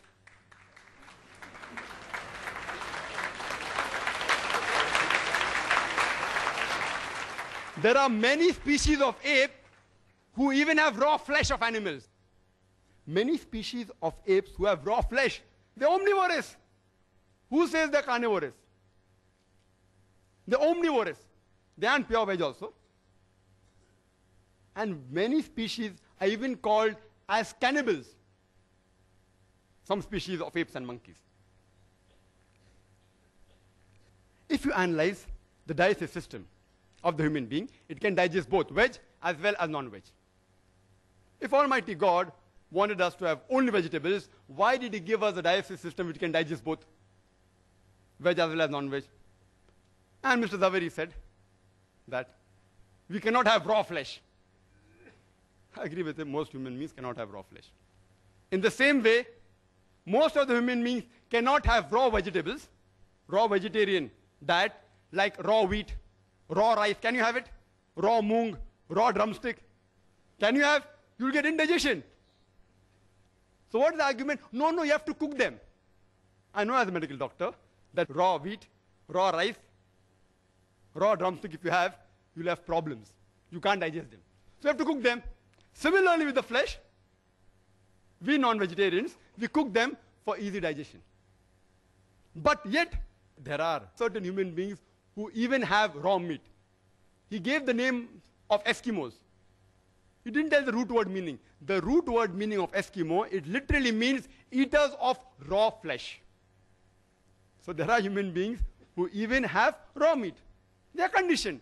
Tomorrow if you are conditioned to eat raw wheat and raw rice, even you may be able to digest it. But most human beings cannot digest certain raw vegetables. That doesn't mean you should not have rice, you should not have wheat, that you should not have drumsticks. There are, in the herbivorous animal, an enzyme known as cellulase enzyme. And every vegetable has cellulase. And this cellulase enzyme helps in digesting the vegetables. We human beings, we don't have cellulase enzymes. Therefore, the vegetables we eat, the cellulose part remains undigested, and we call them as fibers. It's undigested. On the other hand, there are certain enzymes like lipase, trypsis, chymotrypsis, which are mainly meant for digesting non-vegetarian food. If Almighty God did not want us to have non-veg food, why did He give us these enzymes? And the primitive man, as said by the earlier speaker as well as the chief guest, archaeological evidence shows us clearly the Homo sapiens, the Eskimos, the Australian Aborigines, they were non-veg. So why the change now? We have the same teeth, we have the same digestive system, and he has given a list of other comparisons which prove we can have veg. And I agree with that. Where did I ever say that you cannot have veg? A non-veg is a person who has the food of the animal products as well as vegetarian food. It's an omnivorous diet. He said that the liver and the kidney in carnivorous animal is large. In the human beings, it is small like the herbivorous, because the animals have raw meat. Therefore, they have to remove the toxin on a higher level. We do it by cooking the food. Therefore, God gave us a small kidney and a small liver, which is sufficient to digest both cooked non-veg and also vegetables. Similarly, with all the arguments, HCl, it's not very acidic. Why? Because we don't require it. If we don't require it, why should God unnecessarily give it to us? Same with saliva, same with the pH of the blood, same with the lipoprotein. All the arguments are that because they have raw flesh, therefore they require it. We don't require it. So why should God give us? Yes, it's required for digesting veg food and cooked non-veg food. He said carnivorous animals, they lick. And the herbivorous animals, they sip. We human beings, we do both. We do both. When we drink, while we drink, we sip. When we have ice cream, what do? We lick. We lick also and we sip also, depending upon what is the food we are eating. Even the tea we can lick, not that we can't lick. But why do waste time? It will take more time. Similar with all the arguments he's given about the teeth being closed. Because we also have vegetables. If God would have asked us not to have vegetables, then maybe the teeth were far apart. He asked us to have both non-veg as well as veg food. And there are various verses in the Quran talking about various foods, pomegranates, talking about vegetables, talking about dates, etc., which we should have. The plants, many vegetarians say, that they regrow. Therefore, we aren't killing the plant, and there are some plants which have that facility, not all plants. There are various, which we cut, it regrows. So if this is the only argument, that because it regrows, you can have veg food, you know, if you cut the tail of the lizard, it regrows. Will you have the tail of the lizard? It's a delicacy. There are human beings, the Australian Aborigines, they relish the lizard. Will you have the tail of the lizard? And the answer will be no. You know what I'm doing now? I'm behaving like a lawyer. I'm feeling ashamed to answer all these things, but I have to do, because it is also a debate. I had come here so that we understand better and have a friendly understanding of each other, but I have to behave like a lawyer also, besides being logical and scientific, because the arguments put forth, anyone who has general knowledge can reply. But because people don't have general knowledge, many people aren't aware. That's why these arguments may satisfy many people. And all these arguments are given in the books, which are distributed. Meat Eating, 100 Facts by Nemi Chand, distributed by Jain Organization, also by the Indian Vegetarian Congress. This is a book given to me by Mr. Zaveri. 100 Facts about egg, vegetarian or non-vegetarian. Each and every argument can be disproved. Certain things I know that non-veg causes diseases which can be prevented. Let's analyze the behavioral consideration. He gave certain arguments. The food we eat has an effect on our behavior. I agree with him to a certain level. The food we eat has an effect on our behavior. That's the reason we Muslims have the flesh of herbivorous animal like goat, sheep, who are docile and peace-loving. We want to be peace-loving and docile. We don't have the meat of the carnivorous animal like lion, tiger, dog, pig, etc. And the Prophet clearly says all these animals are prohibited. We are peace-loving people. Therefore, we want to have animals which are peaceful. And countering argument, you all eat plants and you all behave like plants. That is suppression of the senses, a lower species. I know scientifically it is wrong. I'm only behaving like a lawyer. I feel ashamed to speak these points as a medical doctor. It's not true that you eat plants, you behave like plants. But the argument he has put forth, I'm giving a counter reply. You eat plants and you behave like plants, weak and suppressed, can't move properly. I'm sorry. I really apologize. I have to reply to the arguments. I apologize if I've hurt the feeling of any vegetarian. It is not scientifically true. It's just an argument, a counter argument. Further, he gave the list of various peace-loving people like Mahatma Gandhi, and I respect Mahatma Gandhi because he has done certain good things for India and humanity. But if, because Mahatma Gandhi was peaceful, indicates that if you have veg food makes you peaceful, then today if you analyze the list of the Nobel Prize winners for peace, almost all, or most of them are non-vegetarian. Menachem Begin, non-veg. Yasser Arafat, non-veg. Anwar Sadat, non-veg. Mother Teresa, non-veg. Mother Teresa.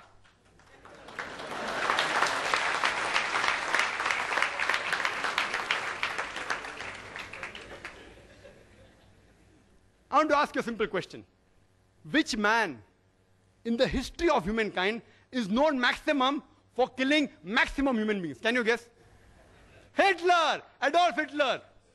He has killed 6 million Jews.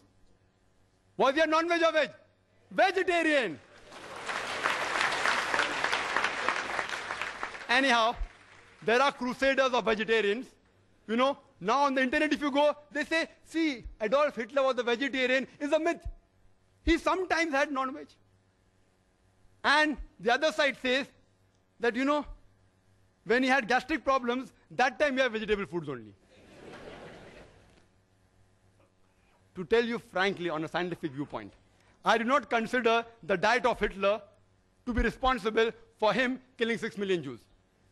Neither am I telling, irrespective whether you are a vegetarian or non-vegetarian, I'm not interested in knowing, because I, being a doctor, I know it doesn't carry any weight. There were other factors which influenced him to take this drastic step, which is totally inhumane, not the diet.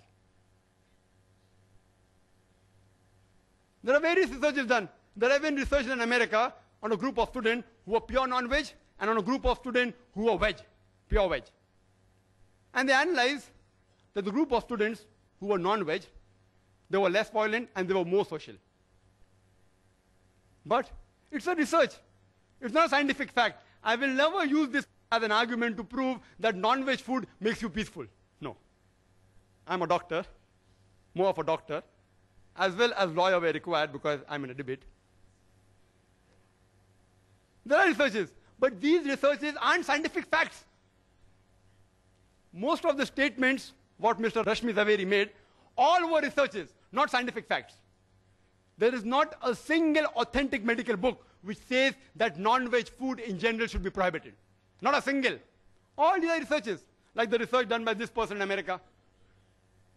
Then they say that veg food makes a person intelligent. And he gave a list of great names, Albert Einstein and Isaac Newton, etc., etc. If we analyze the list of the Nobel Prize winners in all these years, majority were non-veg, majority. And today, animal behavioral scientists, they say that the carnivorous animal should be more intelligent than the herbivorous animal in order to catch the prey. If he's not intelligent, how will he catch the prey?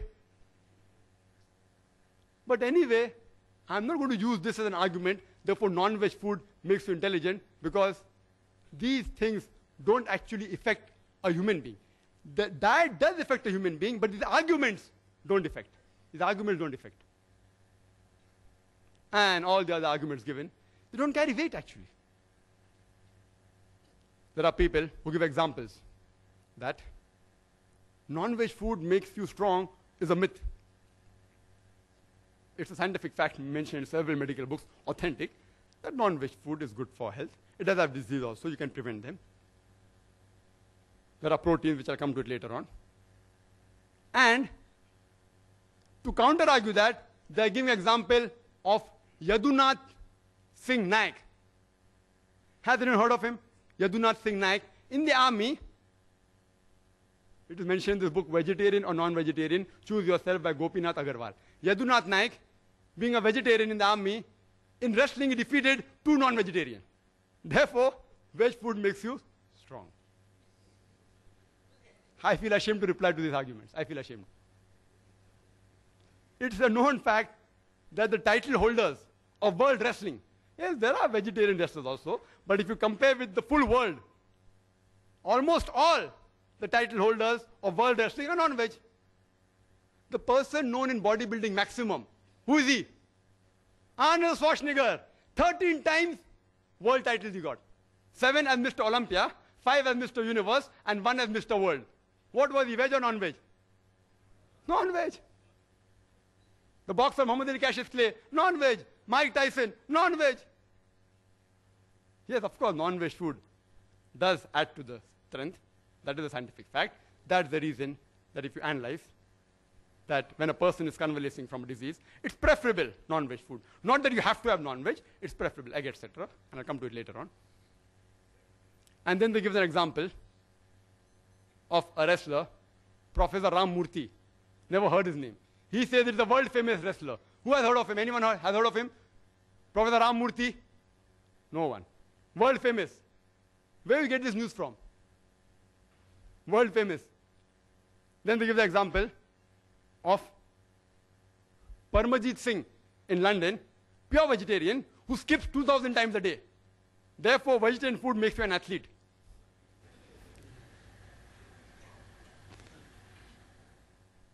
If these are the arguments supposed to be scientific, I really feel ashamed. Most of the athletic record holders, here's the Guinness book. You can go through it. I've brought it along here. All mentioned about bodybuilding, athletic, 100 meters dash, all these people. If at random also you check up their dietary history, even giving benefit of doubt, more than 80 to 90% will be non-veg. But I will be a fanatic if I say that all these records are only due to the diets. I'll be a fanatic. A few records may be related to the diet, but not all. For the argument they give that the smell and the sight of a carnivorous animal is strong. The night vision is strong. As Mr. Rashmi Javeri said, night vision and sense of smell is strong in carnivorous. In herbivorous, it is less. In human meat, it is less. Therefore, we should be vegetarian. There are herbivorous animals, like the bee, whose sense of smell is very strong. And they even have a very good night vision. See, these are arguments which are not scientific, may be useful in the debate to convince the people illogically. Therefore, I'm here. Then he gave the example. Animals have hoarse voice, coarse voice, the carnivorous animal. Herbivorous animal don't have coarse voice. And to ask you a simple question, which animal is maximum known for a hoarse voice? Donkey. Veg or non-veg? Veg or non-veg? Veg. Anyway, by no means am I trying to prove that vegetarian food creates hoarse voice or non-vegetarian food creates melodious voice. If you see the list of singers, many are non-veg, many are veg also. So just by quoting singers who are veg saying, oh, that's why vegetarian diet makes you melodious, is all illogical arguments. Really, I feel ashamed to answer all these things. And he gave certain economic points. That economic reasons why we should have vegetarian food. It's more economical, according to Mr. Zaveri. And he gave several statistics, so many calories, so many this, so many tons of protein, which is mentioned here. From where they get the statistics, God alone knows. And he mentioned some protein. It's also mentioned in this book that 1 kg of animal protein that we get, we have to feed so many plants, etc. Therefore, it is equivalent to 7 kgs of veg protein. So if you're having meat for 1 kg protein, you are taking 7 kg vegetables. Therefore, vegetable is cheaper. How they get this kg of proteins, I being a medical doctor don't realize. Is it kg of food or kg of protein? And if I agree with them, I agree with them. Okay. You say, for sake of argument, 2 plus 2 is 5. I agree, and then ask you, that you take 2 rupees, take 2 rupees, give me 5 rupees. Take 2,000, take 2,000, give me 5,000. Similarly, if I agree it is right, all the statistics, then I tell that the vegetarians, they should thank the non-vegetarians. You know why? Because if we would not have slaughtered the animal for food, it would have lived for another 5 to 10 years. And in that time, you would have had the vegetables of 7 to 8 people for a few years. So you should thank us from preventing the animal from eating your vegetable food. Furthermore, he gave the calculation from some record, from where, I don't know. 1:14. The land that you graze required for animal is 14 times more than the land required for food, etc. Same example is given here, that the land required to produce 1 ton of beef, the same land you can feed 5 average families. 1 ton of beef is equivalent to 10 or 20 tons of veg food. And the land required to graze an animal can raise 5 average families. My earlier argument also holds good here. But besides that, these ideological vegetarians, they fail to realize that the animals graze on land which is unsuitable for growing crops. They eat the plants which is inedible for the human beings, like husk and stalks, corn stalks. They don't eat plants which are edible for the human beings. Yes, they can eat. But when they enter the fields, the farmer, but natural, takes them out of the field. Why? To cause loss. Yes, if you have excess of crop, etc., there are certain governments who even feed them. And there are nomadic populations who make their living by grazing animals on land which is unsuitable for crop growing. But they eat the vegetation which is inedible to the human beings, and they make their living. Even the animal lives, even the human being lives. And today, according to UN report, about 23% approximately of the land in the world is used for pastures, 23% for forest, less than 10% for cultivation. The remaining 45%, majority, can yet be used for growing crops. Why don't you use that? Why are you running after the food of the animals, poor living creatures? Let them live, let them eat. Why are you stopping them from eating? If the non-vegetarians stop slaughtering the cattle, do you know that there will be overpopulation of cattle? Overpopulation. I am aware that human beings, they raise animals for food. That means by methods, they increase the multiplication of the animals. But if suppose I agree that from today, all non-vegetarians stop raising animals for food and stop killing them for food, yet they will grow in population. You know why? Human beings. In all these years, our population is increasing. Even with all the family planning method, with all the birth control, hum do hamare do, yet we are increasing. There is no birth control method among the cattle, and the gestation is less than the human beings. 5 months to 6 months to 8 months, less than the human beings, and they multiply faster. So if we stop killing and stop raising, yet within a few decades, you'll have problems not of overpopulation of human beings, of overpopulation of cattle. How are we going to solve it? There are various nutrition. He talked about protein, etc. If time permits, I will speak in the rebuttal. I would like to make a statement of Dr. George R. Kerr, which is sufficient to counter all his arguments on health. Dr. George R. Kerr, he is the professor of nutrition in the University of Texas. Why I'm giving the designation, you can come to know that these people actually specialize in catching health fraud. People who deal in fraud in health.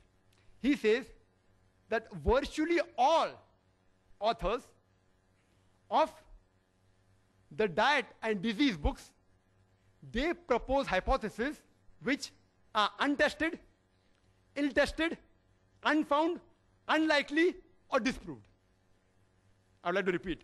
Dr. George R. Kerr says, virtually all authors of books on diet and disease, they propose hypothesis which is ill-tested, unfound, non-tested, unlikely, or disproved. Time is running short. I would like to make the statement that's given by the American Council on Science and Health. Just a statement. See, they are experts.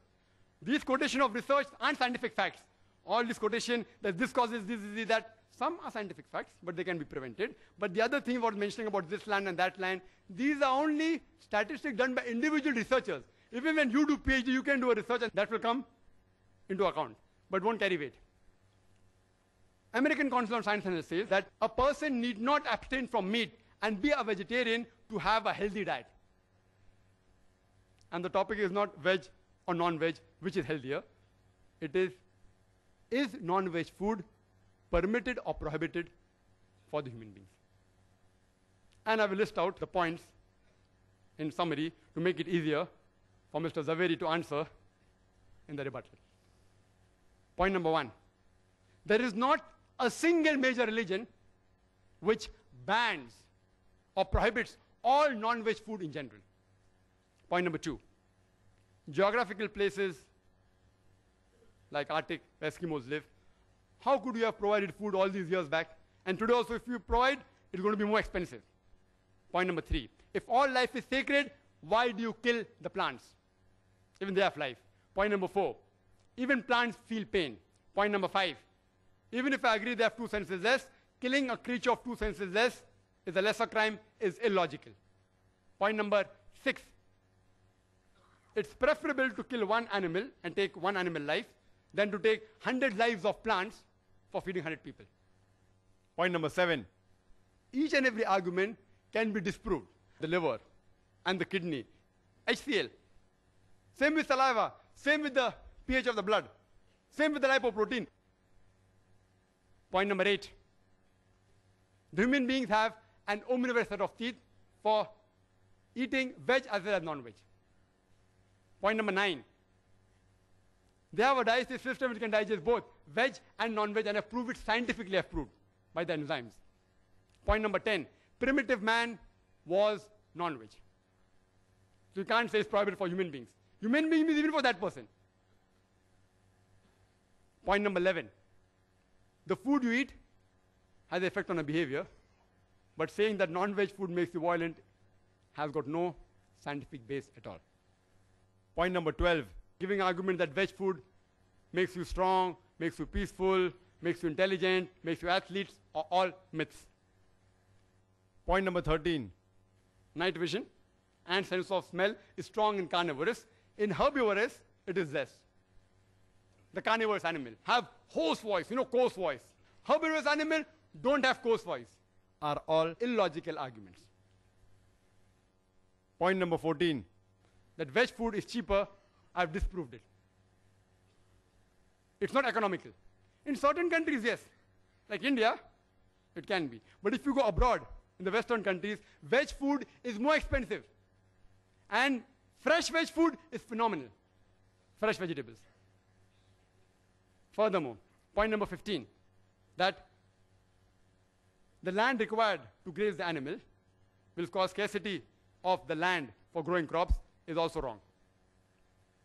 Point number 16, if the non-vegetarians stop slaughtering the cattle, do you know that there will be overpopulation of cattle? Point number 17, according to Dr. Kerr, these books written by dietitian, they can't be relied upon. All the statistics given are mainly from there. There is not a single statement, point number 18, in any authentic medical book which says non-veg food in general should be banned. Point number 19, there is not a single government on the face of the earth which has banned all non-veg food as a general rule. And point number 20, that even the American Council on Science and Health has said that for a healthy diet, being a pure vegetarian is not required. These are sufficient proof, logical and scientific, that non-veg food has to be permitted. If Mr. Zaveri doesn't agree, I request him to answer scientifically, not by comparison on just researches. But yet if Mr. Rashmi Bhai Zaveri doesn't reply to more than 20 points which I've put forth, yet I will not ask him to become a non-veg. Because I'm not a fanatic non-vegetarian. I'm not. Yet if you want to continue eating vegetarian food, I have got no objection. It's a personal choice. It's a personal choice. Some people like, due to certain taste, etc. It's a personal choice. And only thing I'd like to tell the people, that the vegetarians, the ideological vegetarians who do so much propaganda, that this has got more value, etc., they should stop such things and stop distributing these type of books which mislead the people.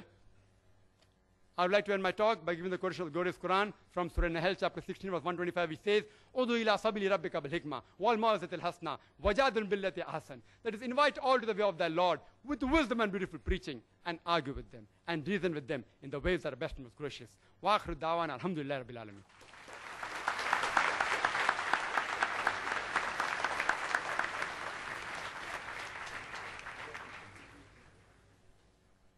I now call upon Mr. Rashmi Bhai Zaveri to present his response to Dr. Zakir Naik.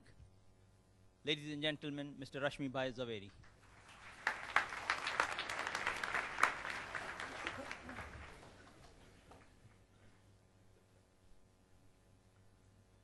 First of all, I really thank Dr. Zakir Naik for giving me the choice whether I would like to still remain a vegetarian or non-vegetarian. Thank you very much. I would request Mr. Coordinator that would you like to have the rebuttal or my comments now, or shall we have? No. Because after all, you know, this is... Now it's better, let's do have the some same question answer if you think. question answer we have in the third session. We have 3-part session.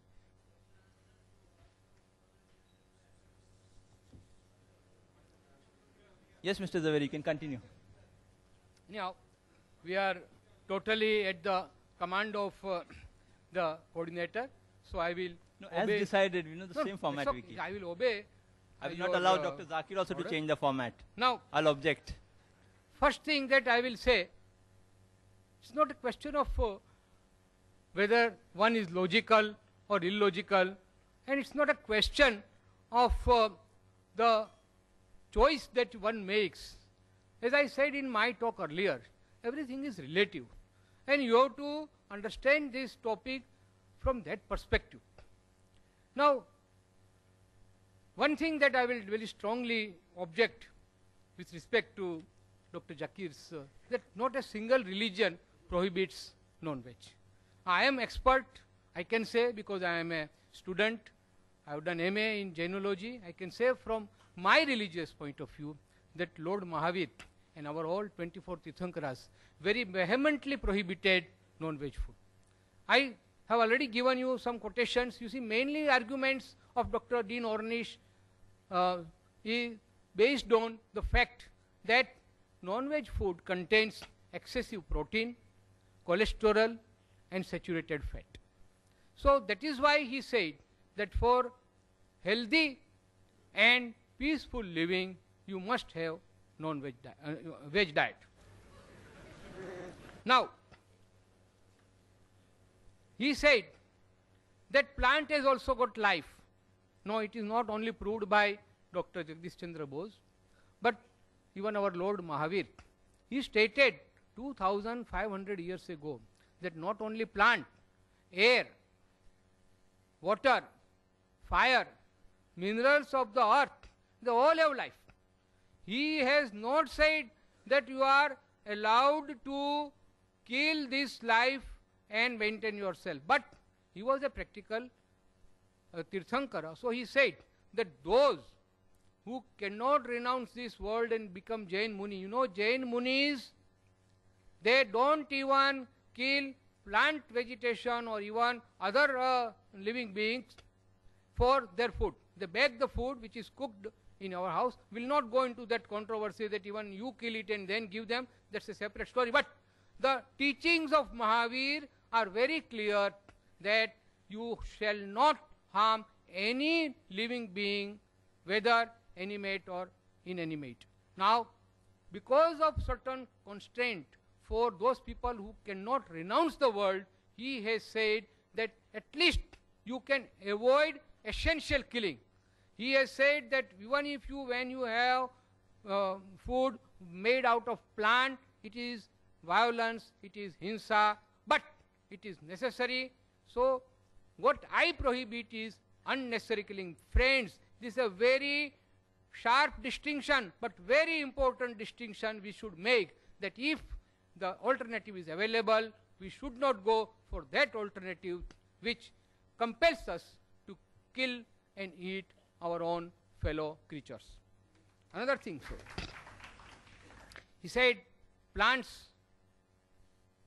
In my talk I stated about plant food, and he said that even a lizard can grow tail. That's the only exception. The plants, you pluck fruits, they will give you more fruits. You cut their branches, more branches will grow. See, there is no end to such argument. So let us restrict our argument to this. About medical science, and he rightly stated that medically also he has given certain things. I have also stated. Now it is for the enlightened audience to decide whether the scientific facts that I have given are correct or he has given. It's okay. It's a question of argument. Now he has conveniently forgotten. Please excuse me, I am telling because I am trying to rebut your things. The psychological aspect. When we consume animal food, we also inherit certain animal instincts. What have you to say? Please, in your rebuttal, you can say that. Now, doctors also, most of the doctors prescribe raw vegetable. Now, coming to cooking, most of the doctors prescribe raw vegetables for healthy diet. Only that food or cereals which will not be proper for a human being to consume raw, that only can be cooked. But as far as possible, and in our Indian Vegetarian Congress, we always, whenever we have a meeting, we have most of the food raw, uncooked, and that is more healthy. About the books, these books were not given by me to Dr. Naik, and it was given by my friend Mr. Salecha, who approached me. That's okay, it's nothing very important. Now, I will tell you one thing, that you cannot alter the truth by just loud applause. Okay. If you are impressed by my argument, you may applaud me.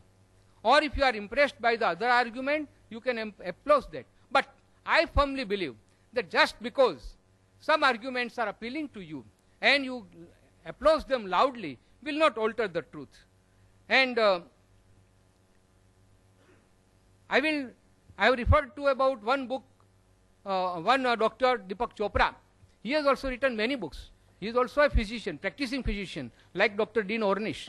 He has also conducted researches. And he has come out with a theory that your food will have a terrific effect on your impulses and urges, your physical development, psychological development, and emotional development. You know, most of the psychological and emotional distortions are because of the flesh food that one eats, and that is why it is prohibited. It is totally illogical to say that by eating animals you are helping vegetarians. We should not worry about the animal population because nature is quite capable of taking care. Why? Because we are rearing more animals for killing. That is why if we are not doing it, look at the jungle. Everywhere the natural cycle is there. Balancing will take care of itself. Nobody has to worry about it. Now, as per the history that Mr. Trivedi also referred and also Dr. Zakir, now I will tell from Jain historical point of view that in our Jain scriptures it is mentioned very clearly that those persons who were living in prehistoric stage, they lived under a tree and they were sufficiently provided by trees. They did not have to go for any killing. Friends, I am of course given more time, but I really personally feel that let's not have a sort of dialogue or arguments between. I would like very much the audience to participate and have more time for question and answer. Thank you.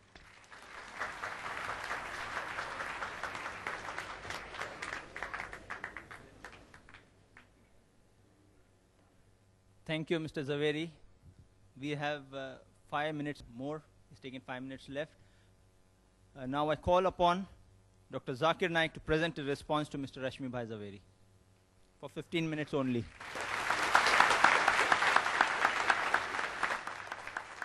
Alhamdulillah.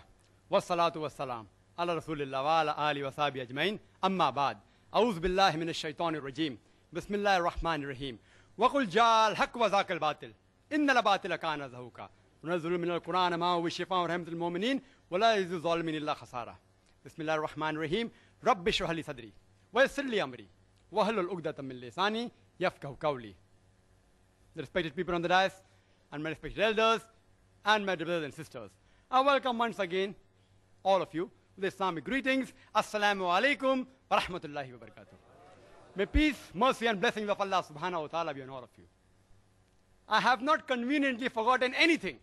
If you realize I spoke maybe half minute more than the time allotted, so how can you say I conveniently forgot?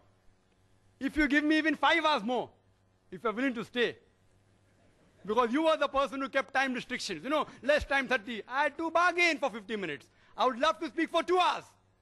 Even full day, I can do it, because I'm a marathon speaker, alhamdulillah. I'm a non-vegetarian.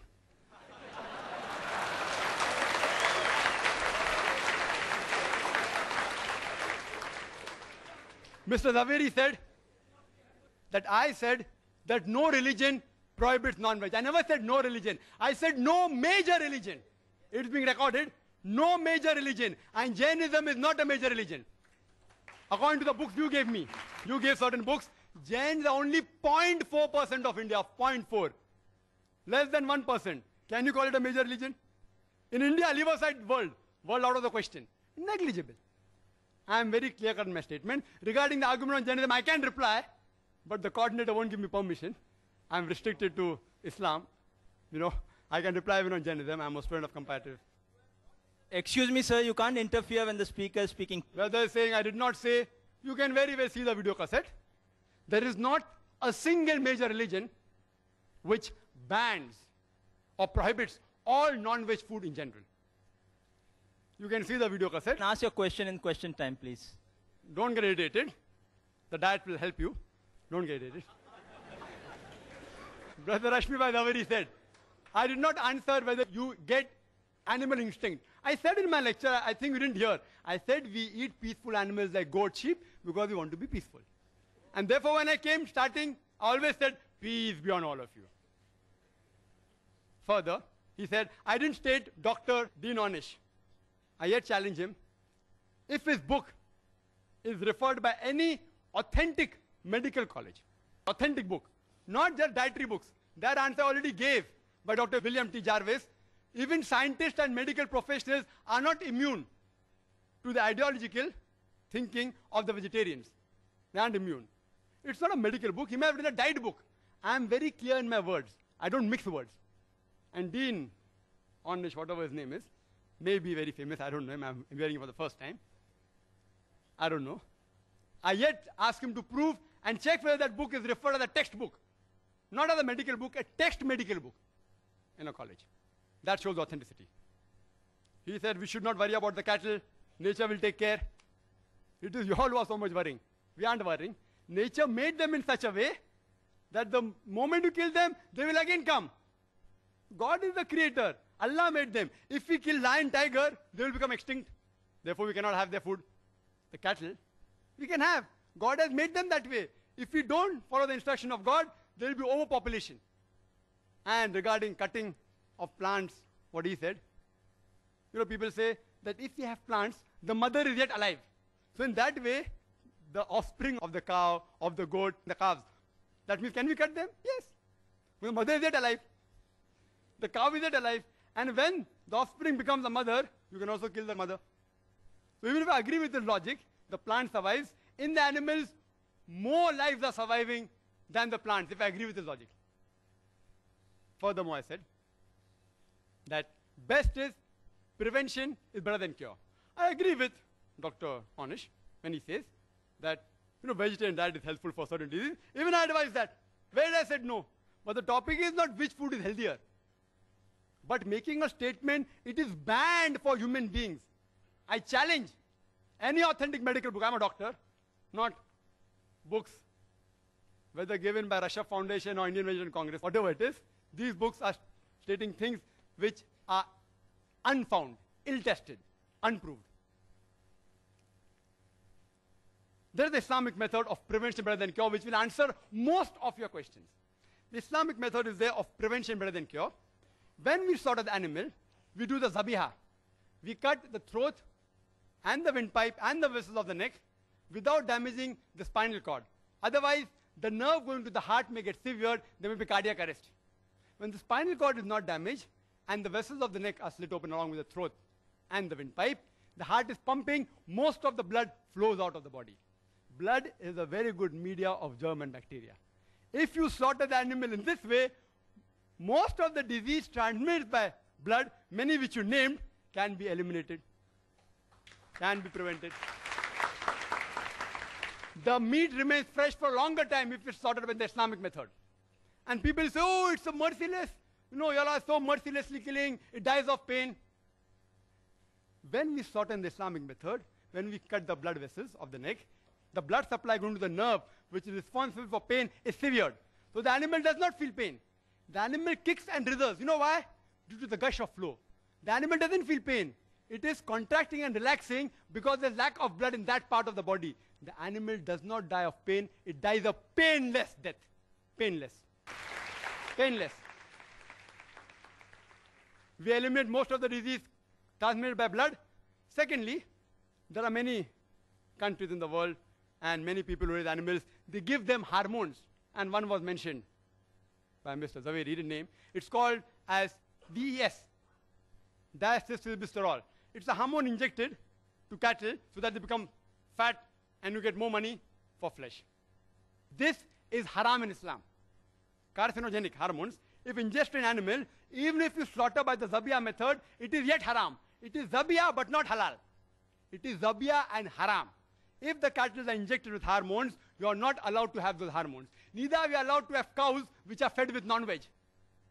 Because the Prophet said, any animal that is fed with non-veg, it is prohibited for you. After that, if you take care of hygienic conditions and cook the meat very well, most of the diseases which Mr. Zaveri spoke, or not all, most of them will be eliminated.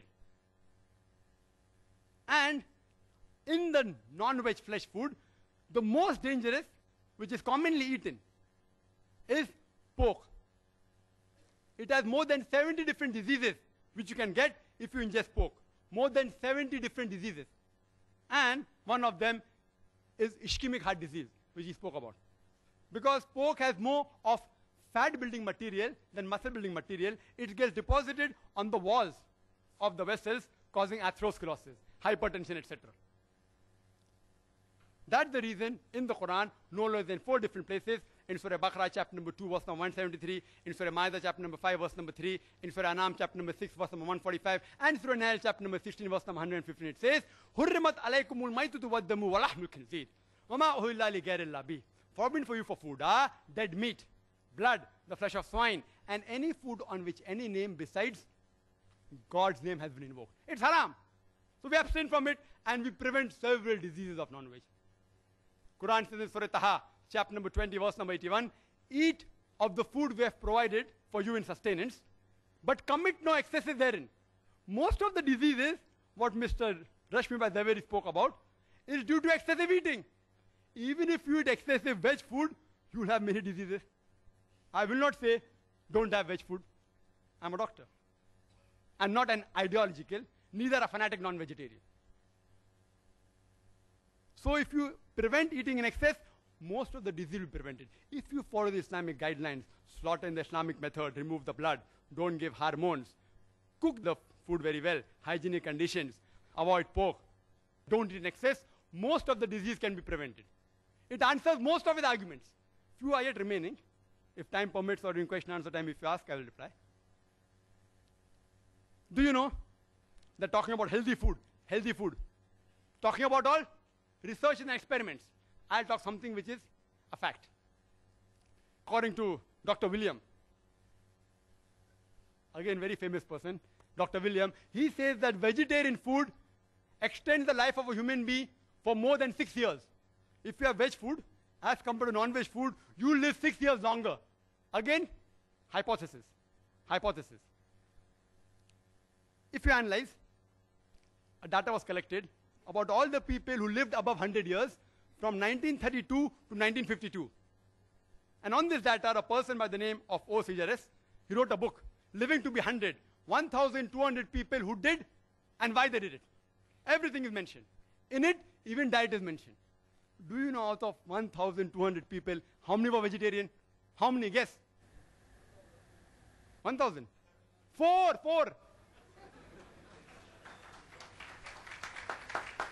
4. This survey wasn't done to prove veg food or non-veg food. It was done for other reasons, but even the diet was mentioned. It's a fact. It's not a research. It's a fact. Out of 1,200 people who lived in the span of 20 years, over 100 years, only 4 were vegetarian. You know alcohol? Alcohol alone, it is a veg diet or not? Alcohol is veg or non-veg? Veg. From juices of fruits. And the disease that are caused by alcohol alone is more than all the non-veg disease put together. One vegetable diet. So just for alcohol, I cannot say that all vegetable foods should be banned. Today, scientists, and he'll agree, it's mentioned in these books also, the cause of maximum death in the world today is alcohol, number 1. So I don't ban all veg food. What do I say? As Quran says, Surah Ma'idah chapter number 5 verse number 90. Ya ayyuhalladhina amanu innamal khamru wal maisuru wal anzabu wal azlamu rijsun min amali shaitan fashtanibu la'allakum tuflihun. That, oh, you believe?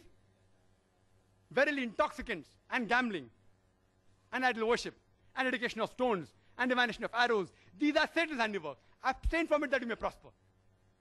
Alcohol is a Satan's handiwork. Abstain from it. I only prohibit alcohol, not all veg food. And smoking. Second greatest cause of death in the world. Veg or non-veg? Veg. Can you prevent the alcoholic disease? Only way you can prevent is deferment it. It ceases to be alcohol. Can you prevent smoking disease? Don't have tobacco. Only option is prohibition. If there is no prevention, then comes the question of prohibition. So alcohol is prohibited. There are more than 400 fatwas by Islamic scholars. Smoking is prohibited because there is no prevention. You know kesari dal? Kesari dal? Indian government has banned it. It causes spastic paraplegia. Staple food of Northwest Indians. Banned. Why? It causes death also. Spastic paraplegia. Alcohol. Many countries have banned, including Saudi Arabia, including states in India have banned it. Smoking in Singapore is banned in public places, in government places, in public transport. Kesari dal, banned by India. If there's no prevention, then you can ban it. I do not know of a single government that has banned all non-veg food in general. Not a single. Yes, few non-veg food, like pork, Saudi Arabia has banned. There's no prevention, ban it. If there's no prevention, then you prohibit it. And the debate was not which is better, which is healthier, veg or non-veg. The debate was, is non-veg food permitted or prohibited? I gave a list of more than 20 points. So I can very well say that Mr. Rashmi Zaveri conveniently stopped his talk 5 minutes before, not to answer these things. If you give me 1 hour more, I will continue speaking. Wild berries, they are poisonous. Strychnine, vegetable food, they are poisonous. Datura, poisonous. What's the solution? Don't have it. You know, water. Water has so many diseases transmitted. Cholera, paratyphoid, typhoid. It causes amoebiasis, giardiasis, roundworm, pinworm, viral hepatitis. I can go on talking. Only by water. What do? Do you ban water? You prevent it. You purify the water. The disease will be prevented. You know, milk. Milk has so many diseases. Shigella, cholera, paratyphoid, typhoid, tuberculosis, salmonellosis, brucellosis. I can go on listing. What do? Do you ban milk? What do? You pasteurize it. You don't ban it. You don't prohibit it. It's unmedical. Whether milk is non-veg or veg is a debatable topic. I won't argue on that. So if you cannot prevent the disease, then do you prohibit it? I have given various reasons, which Mr. Rashmi Zaveri hasn't replied. There's not a single government who has banned non-veg food in general. There's not a single major religion which has banned non-veg food in general. Therefore, I say that non-veg food is permitted, not prohibited. If I've heard the feelings of any vegetarians while giving the replies to the speaker, I sincerely apologize from the bottom of my heart. I would like to end the talk by giving the quotation of the glorious Quran from Surah Isra, chapter number 17, verse number 81, which says, وَقُلْ جَاءَ الْحَقُّ وَزَاقَ الْبَاطِلِ إِنَّ الْبَاطِلَ كَانَ زَهُوقًا. When truth is hurled against falsehood, falsehood perishes. For falsehood is by its nature bound to perish. وَآخِرُ دَعْوَانَا الْحَمْدُ لِلَّهِ رَبِّ الْعَالَمِينَ.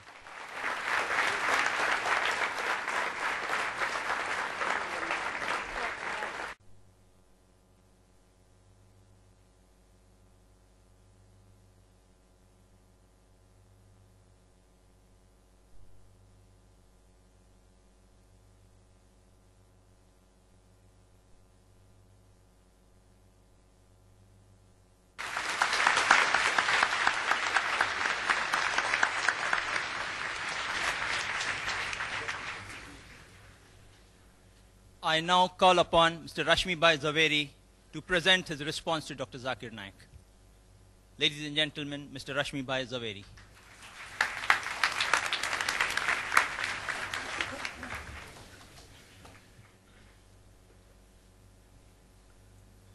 First of all, I really thank Dr. Zakir Naik for giving me the choice whether I would like to still remain a vegetarian or non-vegetarian. Thank you very much. I would request Mr. Coordinator that would you like to have the rebuttal or my comments now, or shall we have? No. Because after all, you know, this is... Now it's better, you know. let's do have the some same question answer if you think. question answer we have in the third session. We have 3-part session.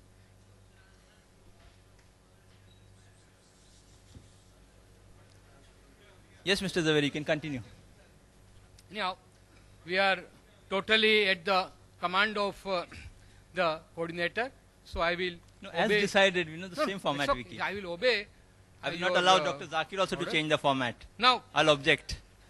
first thing that I will say, it's not a question of whether one is logical or illogical, and it's not a question of the choice that one makes.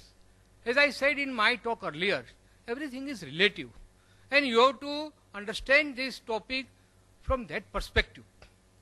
Now, one thing that I will very strongly object with respect to Dr. Zakir's, that not a single religion prohibits non-veg. I am expert, I can say, because I am a student I have done MA in Jainology. I can say from my religious point of view that Lord Mahavir and our all 24 Tirthankaras very vehemently prohibited non-veg food. I have already given you some quotations. You see, mainly arguments of Dr. Dean Ornish is based on the fact that non-veg food contains excessive protein, cholesterol and saturated fat. So that is why he said that for healthy and peaceful living you must have non-veg veg diet. Now,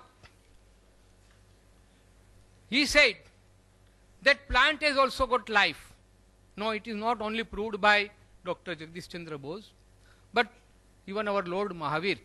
He stated 2500 years ago that not only plant, air, water, fire, minerals of the earth, they all have life. He has not said that you are allowed to kill this life and maintain yourself. But he was a practical Tirthankara. So he said that those who cannot renounce this world and become Jain Muni, you know Jain Munis, they don't even kill plant vegetation or even other living beings for their food. They bake the food which is cooked in our house. Will not go into that controversy that even you kill it and then give them. That's a separate story. But the teachings of Mahavir are very clear that you shall not harm any living being, whether animate or inanimate. Now, because of certain constraint for those people who cannot renounce the world, he has said that at least you can avoid essential killing. He has said that even if you, when you have food made out of plant, it is violence, it is hinsa, but it is necessary. So what I prohibit is unnecessary killing. Friends, this is a very sharp distinction, but very important distinction we should make, that if the alternative is available, we should not go for that alternative which compels us to kill and eat our own fellow creatures. Another thing, so he said plants. In my talk I stated about plant food, and he said that even a lizard can grow tail. That's the only exception. The plants, you pluck fruits, they will give you more fruits. You cut their branches, more branches will grow. See, there is no end to such argument. So let us restrict our argument to this. About medical science, and he rightly stated that medically also he has given certain things. I have also stated. Now it is for the enlightened audience to decide whether the scientific facts that I have given are correct or he has given. It's okay. It's a question of argument. Now he has conveniently forgotten. Please excuse me, I am telling because I am trying to rebut your things. The psychological aspect. When we consume animal food, we also inherit certain animal instincts. What have you to say? Please, in your rebuttal, you can say that. Now, doctors also, most of the doctors prescribe raw vegetable. Now, coming to cooking, most of the doctors prescribe raw vegetables for healthy diet. Only that food or cereals which will not be proper for a human being to consume raw, that only can be cooked. But as far as possible, and in our Indian Vegetarian Congress, we always, whenever we have a meeting, we have most of the food raw, uncooked, and that is more healthy according to us. About the books, these books were not given by me to Dr. Naik, and it was given by my friend Mr. Salecha, who approached me. That's okay, it's nothing very important. Now, I will tell you one thing, that you cannot alter the truth by just loud applause. Okay. If you are impressed by my argument, you may applaud me. Or if you are impressed by the other argument, you can applaud that. But I firmly believe that just because some arguments are appealing to you and you applaud them loudly will not alter the truth. And I have referred to about one book, Dr. Deepak Chopra. He has also written many books. He is also a physician, practicing physician, like Dr. Dean Ornish. He has also conducted researches. And he has come out with theory that your food will have a terrific effect on your impulses and urges, your physical development, psychological development, and emotional development. You know, most of the psychological and emotional distortions are because of the flesh food that one eats, and that is why it is prohibited. It is totally illogical to say that by eating animals you are helping vegetarians. We should not worry about the animal population because nature is quite capable of taking care. Why?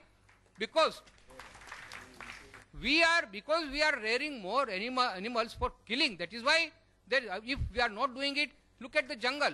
Everywhere the natural cycle is there. Balancing will take care of itself. Nobody has to worry about it.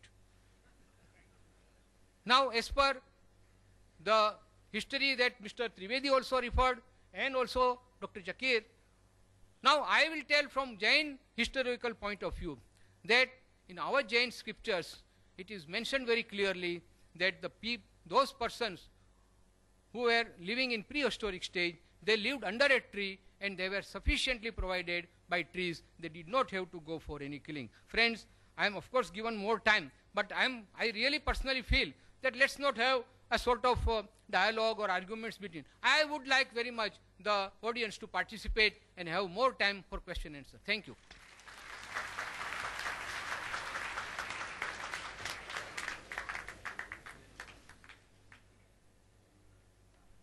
Thank you, Mr. Zaveri. We have 5 minutes more. He's taking 5 minutes left. Now I call upon Dr. Zakir Naik to present a response to Mr. Rashmi Bhai Zaveri for 15 minutes only.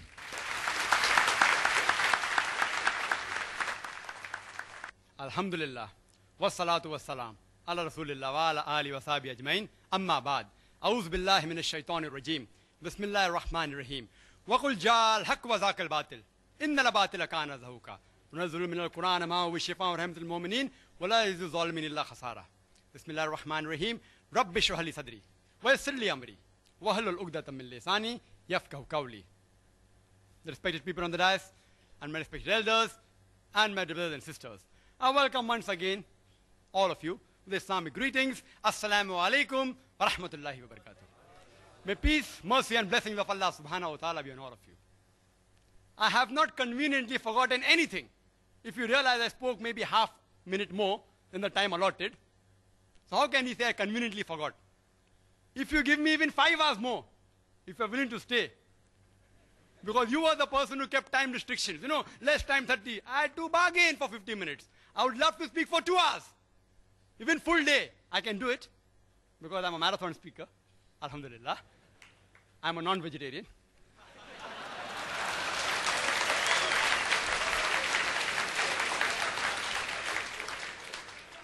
Mr. Zaveri said that I said that no religion prohibits non-veg. I never said no religion. I said no major religion. It's being recorded. No major religion. And Jainism is not a major religion. According to the books you gave me, you gave certain books, Jains are only 0.4% of India, 0.4. Less than 1%. Can you call it a major religion? In India, leave aside world out of the question. Negligible. I am very clear-cut in my statement. Regarding the argument on Jainism, I can reply, but the coordinator won't give me permission. I am restricted to Islam.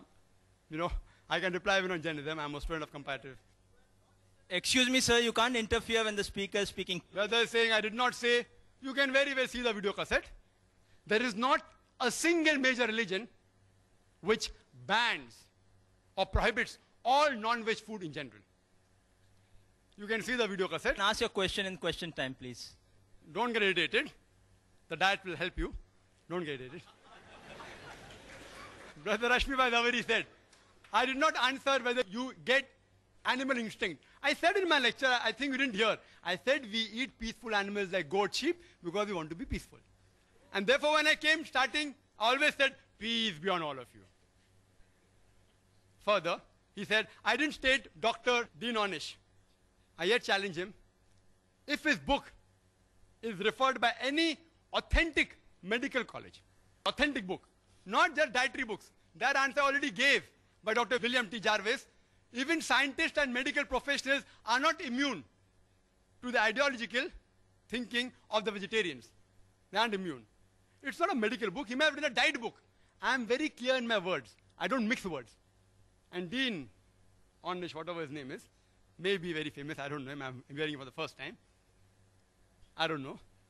I yet ask him to prove and check whether that book is referred as a textbook. Not as a medical book, a text medical book in a college. That shows authenticity. He said we should not worry about the cattle. Nature will take care. It is you all who are so much worrying. We aren't worrying. Nature made them in such a way that the moment you kill them, they will again come. God is the creator. Allah made them. If we kill lion, tiger, they will become extinct. Therefore, we cannot have their food. The cattle, we can have. God has made them that way. If we don't follow the instruction of God, there will be overpopulation. And regarding cutting of plants, what he said, people say that if we have plants, the mother is yet alive. So in that way, the offspring of the cow, of the goat, the calves, that means can we cut them? Yes. The mother is yet alive. The cow is yet alive. And when the offspring becomes a mother, you can also kill the mother. So even if I agree with this logic, the plant survives. In the animals, more lives are surviving than the plants, if I agree with this logic. Furthermore, I said that best is prevention is better than cure. I agree with Dr. Ornish when he says that vegetarian diet is helpful for certain diseases. Even I advise that. Where I said no. But the topic is not which food is healthier, but making a statement, it is banned for human beings. I challenge any authentic medical book. I'm a doctor, not books, whether given by Russia Foundation or Indian Vegetarian Congress, whatever it is. These books are stating things which are unfound, ill-tested, unproved. There is the Islamic method of prevention better than cure, which will answer most of your questions. The Islamic method is there of prevention better than cure. When we slaughter the animal, we do the zabiha. We cut the throat and the windpipe and the vessels of the neck without damaging the spinal cord. Otherwise, the nerve going to the heart may get severed, there may be cardiac arrest. When the spinal cord is not damaged and the vessels of the neck are slit open along with the throat and the windpipe, the heart is pumping, most of the blood flows out of the body. Blood is a very good media of germ and bacteria.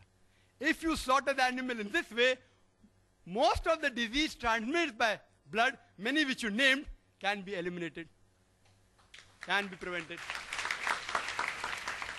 The meat remains fresh for a longer time if it's slaughtered with the Islamic method. And people say, oh, it's so merciless. You all are so mercilessly killing, it dies of pain. When we slaughter in the Islamic method, when we cut the blood vessels of the neck, the blood supply going to the nerve, which is responsible for pain, is severed. So the animal does not feel pain. The animal kicks and writhers. You know why? Due to the gush of flow. The animal doesn't feel pain.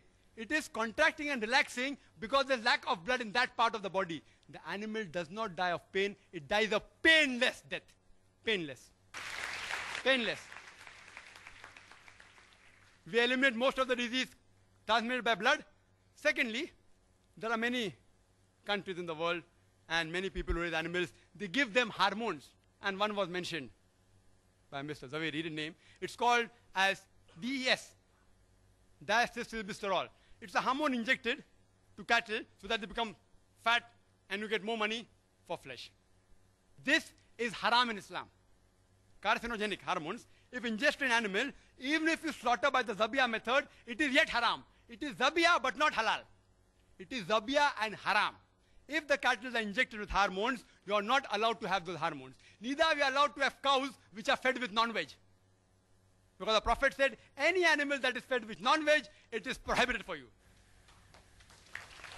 After that, if you take care of hygienic conditions and cook the meat very well, most of the diseases which Mr. Zaveri spoke, or not all, most of them will be eliminated.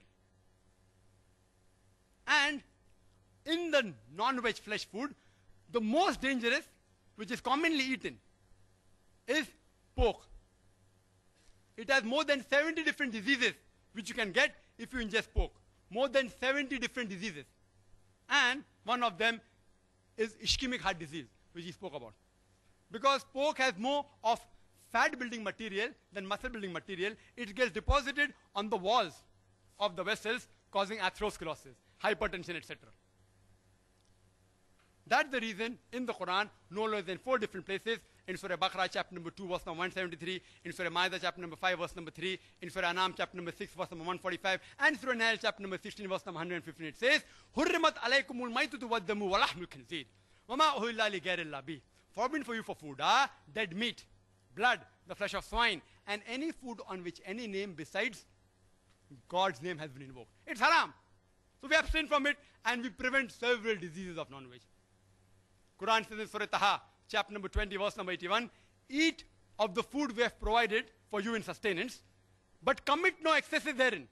Most of the diseases, what Mr. Rashmi Bhai Zaveri spoke about, is due to excessive eating. Even if you eat excessive veg food, you will have many diseases. I will not say, don't have veg food. I'm a doctor. I'm not an ideological, neither a fanatic non-vegetarian.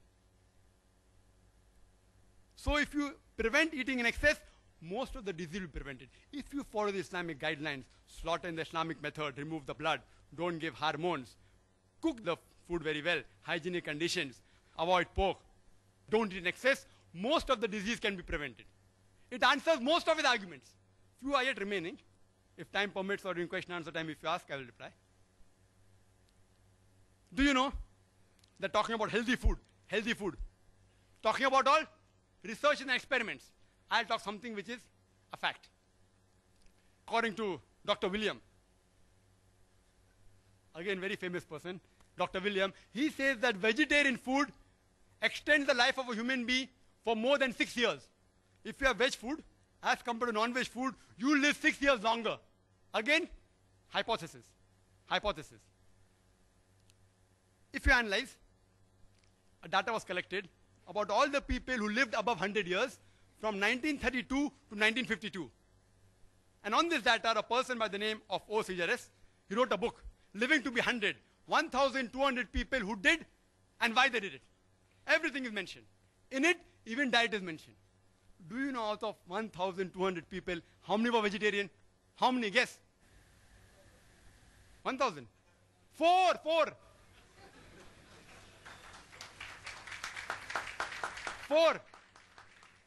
This survey wasn't done to prove veg food or non-veg food. It was done for other reasons. But even the diet was mentioned. It's a fact. It's not a research. It's a fact.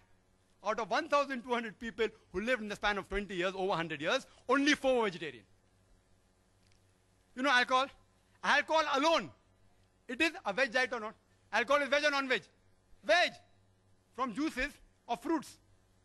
And the disease that are caused by alcohol alone is more than all the non-veg disease put together. One vegetable diet. So just for alcohol, I cannot say that all vegetable foods should be banned. Today, scientists, and he'll agree, it's mentioned in these books also, the cause of maximum death in the world today is alcohol, number 1. So I don't ban all veg food. What do I say? As Quran says, Surah Ma'idah chapter number 5 verse number 90. Ya ayyuhalladhina amanu innamal khamru wal maisuru wal anzabu wal azlamu rijsun min amali shaitan fashtanibu la'allakum tuflihun. That, oh, you believe? Verily intoxicants and gambling and idol worship and dedication of stones and divination of arrows, these are Satan's handiwork. Abstain from it that you may prosper. Alcohol is a Satan's handiwork. Abstain from it. I only prohibit alcohol, not all veg food. And smoking. Second greatest cause of death in the world. Veg or non-veg? Veg. Can you prevent the alcoholic disease? Only way you can prevent is defermented. It ceases to be alcohol. Can you prevent smoking disease? Don't have tobacco. Only option is prohibition. If there is no prevention, then comes the question of prohibition. So alcohol is prohibited. There are more than 400 fatwas by Islamic scholars. Smoking is prohibited because there is no prevention. You know kesari dal? Kesari dal? Indian government has banned it. It causes spastic paraplegia. Staple food of Northwest Indians. Banned. Why? It causes death also. Spastic paraplegia. Alcohol. Many countries have banned, including Saudi Arabia, including states in India have banned it. Smoking in Singapore is banned in public places, in government places, in public transport. Kesari dal banned by India. If there's no prevention, then you can ban it. I do not know of a single government that has banned all non-veg food in general. Not a single. Yes, few non-veg food like pork, Saudi Arabia has banned. There's no prevention, ban it. If there's no prevention, then you prohibit it. And the debate was not which is better, which is healthier, veg or non-veg. The debate was, is non-veg food permitted or prohibited? I gave a list of more than 20 points. So I can very well say that Mr. Rashmi Zaveri conveniently stopped his talk 5 minutes before, not to answer these things. If you give me 1 hour more, I will continue speaking. Wild berries, they are poisonous. Strychnine, vegetable food, they are poisonous. Datura, poisonous. What is the solution? Don't have it. You know, water. Water has so many diseases transmitted. Cholera, paratyphoid, typhoid. It causes amoebiasis, giardiasis, roundworm, pinworm, viral hepatitis. I can go on talking. Only by water. What do? Do you ban water? You prevent it. You purify the water. The disease will be prevented. You know, milk. Milk has so many diseases. Shigella, cholera, paratyphoid, typhoid, tuberculosis, salmonellosis, brucellosis. I can go on listing. What do? Do you ban milk? What do? You pasteurize it. You don't ban it. You don't prohibit it. It's unmedical. Whether milk is non-veg or veg is a debatable topic. I won't argue on that. So if you cannot prevent the disease, then do you prohibit it? I have given various reasons, which Mr. Rashmi Zaveri hasn't replied. There's not a single government who has banned non-veg food in general. There's not a single major religion which has banned non-veg food in general. Therefore, I say that non-veg food is permitted, not prohibited. If I've hurt the feelings of any vegetarians while giving the replies to the speaker, I sincerely apologize from the bottom of my heart. I would like to end the talk by giving the quotation of the glorious Quran from Surah Isra, chapter number 17, verse number 81, which says, وَقُلْ جَاءَ الْحَقُّ وَزَاقَ الْبَاطِلِ إِنَّ الْبَاطِلَ كَانَ زَهُوقًا. When truth is heard against falsehood, falsehood perishes. For falsehood is by its nature bound to perish. وَآخِرُ دَعْوَانَا الْحَمْدُ لِلَّهِ رَبِّ الْعَالَمِينَ.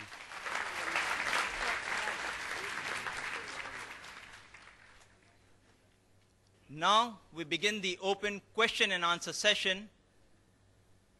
To extract maximum benefit in the limited time that we have available in the question and answer session, we expect the following rules to be observed. Your question should be on the topic only, that is non-vegetarian food permitted or prohibited for a human being? Questions out of the topic will not be permitted. Kindly state your question briefly and to the point. This is not a lecture time, neither a cross-question time for the questioners. I repeat, kindly state your question briefly and to the point. This is not a lecture time, neither a counter question time for the questioners. Mr. Zaveri and Dr. Zakir should answer comprehensively, and each answer should not exceed 5 minutes. 4 mics have been provided in the auditorium, 2 next to the stage for the gents and 2 in the rear central aisle for the ladies. If you wish to put a question to Mr. Zaveri, kindly queue up behind the mic with the name clip, question for Mr. Zaveri, similarly so in the ladies. And if you wish to put a question to Dr. Zakir, kindly queue up behind the mic with the name clip, question for Dr. Zakir. Only one question at a time may be asked. For your second question, you would have to go right at the back of the queue again and await your second chance. Written questions on slip papers, which are available from the volunteers in the aisles, would be given secondary preference if time permits. On your slip, where you're putting a question, kindly tick or write to whom your question is addressed, Mr. Zaveri or Dr. Zakir, or it might be put aside. Kindly state your name and profession before putting forward your question so that the speakers would be in a better position to answer you. We would allow one question on each of the mics in a clockwise rotation, alternately addressed to each speaker. may we have the first question from the mic on my left? So we have first gents, ladies too, then gents again. Yes, brother, we can have the first question from you. That's for Mr. Zaveri. Yeah. Yes. Respected Chief Guest and Mr. Javeri, my question is, you have spoken non-vegetarian is prohibited from various angles, and you have spoken about your Lord Mahavir. Mahavir advised that killing animals and living happy at the expenses of others is prohibited. Now please explain to me, did Mahavir say that can you eat vegetarian? Vegetarian in the sense, I mean, Mahavir never go and cut trees and have vegetable foods. He was always sitting under the tree, and the food which he has eaten is mostly fruits which has fallen from the tree. He was not plucking up the fruits and ate. So please explain to me, because you have spoken on the subject of this, vegetarian, non-vegetarian is prohibited for the thing. And please explain to me what is the Jain view, because your idea is the, what Okay. Mahavir said. What Please, Mahavir said. I've understood your question. please. I will reply. See, what Lord, I have stated already that what Lord Mahavir stated, that even plant has got life. And he says that even eating vegetable food is, as per the Jain scriptures, is prohibited for Jain Muni. But because of constraint, everybody cannot become a Jain Muni. That is why he said that at least the unnecessary killing of animals should be avoided. He never said that eating of plant food is allowed even for Jain Munis. Yes, sister. Question for Dr. Zakir. Assalamu alaikum, Brother Zakir. I'm Humayma here. I have a question. There are various pamphlets distributed by a vegetarian society quoting the Quran from Surah Hajj, that it is not the meat nor the blood that reaches Allah, but your piety that reaches Him, thus proving that Islam prohibits killing of animals for fowl. There are many quotations from Quran and Hadith showing concern for animals. I would like to thank the sister. She has asked a very fundamental question, that there are certain pamphlets distributed by organizations proving from the Quran and Hadith that non-veg food a Muslim should not have, it is prohibited. And this was the initiation of this debate. I didn't touch on it because, they told me to keep out of religion. But since it's a question I'm compelled to answer. This was a pamphlet that the president of Russia Foundation, Mr. Dhanraj Salesha, he gave, and how this debate was initiated. He gave this pamphlet quoting from the Quran. I'll just give also reference. The reference is a bit wrong out there, but I don't catch on to the reference. He's quoting a verse from Surah Hajj, chapter 22, verse number 37, which says that it is not their meat, nor their blood, which reaches Allah, which reaches God, but it is your piety that reaches Him. And I agree with that, totally. It's indicating that Islam is not like certain other religions, which believe that Almighty God requires blood and meat to survive. It's saying that when you sacrifice, blood doesn't reach God, meat doesn't reach God. It is your intention. It is the righteousness. It's the piety with which you sacrifice. Allah considers that piety. That is the reason when we sacrifice in Eid al-Zuha, minimum 1/3 portion of that animal has to be given compulsory to the poor people. 1/3 can be given to friends and relatives. And maximum 1/3 you can keep for personal use. There is no part kept for Almighty God. Because Quran says in Surah Nam chapter 6, verse 14, that He feedeth everyone, but does not require to be fed. Allah Almighty God feeds everyone, He doesn't require to be fed. This verse is clear that when you sacrifice, Allah sees your intention, He doesn't require blood and meat of the animal. There's one more quotation. There are various, it will take me 1 hour to reply to all. I'll just pick up the second quotation of Quran, the two Quranic quotation. It says in Surah Baqarah chapter 2, verse number 205, that when they turn away, they create mischief through the land. By destroying crops and cattle, Allah loves not those who make mischief. After giving this quotation, below it's mentioned that therefore you should not have non-veg. Their interpretation. The Arabic word used is nasal, which some have translated as cattle. It actually means progeny. But irrespective whether nasal you translate as cattle or progeny, if you read the context, those people who create mischief throughout the world by destroying crops and cattle or progeny, not slaughtering for food, destroying for creating mischief. Allah does not like those who make mischief. So if you kill any animal, even the plant if you kill, for making mischief, Allah doesn't like. If you say this verse refers to not having for food, that means you should not even have the crops. If I agree with you, this verse refers not to have cattle, even crops is there. It is a very wrong way of argument. They don't do self-analysis. Crop is also mentioned there. If they say by this verse, non-veg is prohibited, even veg is prohibited. It is not. Neither non-veg is prohibited, neither veg is prohibited. Certain food which Allah has prohibited is mentioned in the Quran. The others Allah says in Surah Baqarah chapter 2 verse 168, eat of the good food we have provided for you. Regarding animal concern. Yes, there are various hadith. If you read Sahih Bukhari, volume number 3, hadith number 551, and Sahih Bukhari, volume number 8, hadith number 38, it speaks about a man who gave water to a thirsty dog. And Prophet said, he'll be rewarded. So people asked, do you even have reward for giving water to a thirsty dog? The Prophet said, yes. For every kind act you do to the animal, you will be rewarded.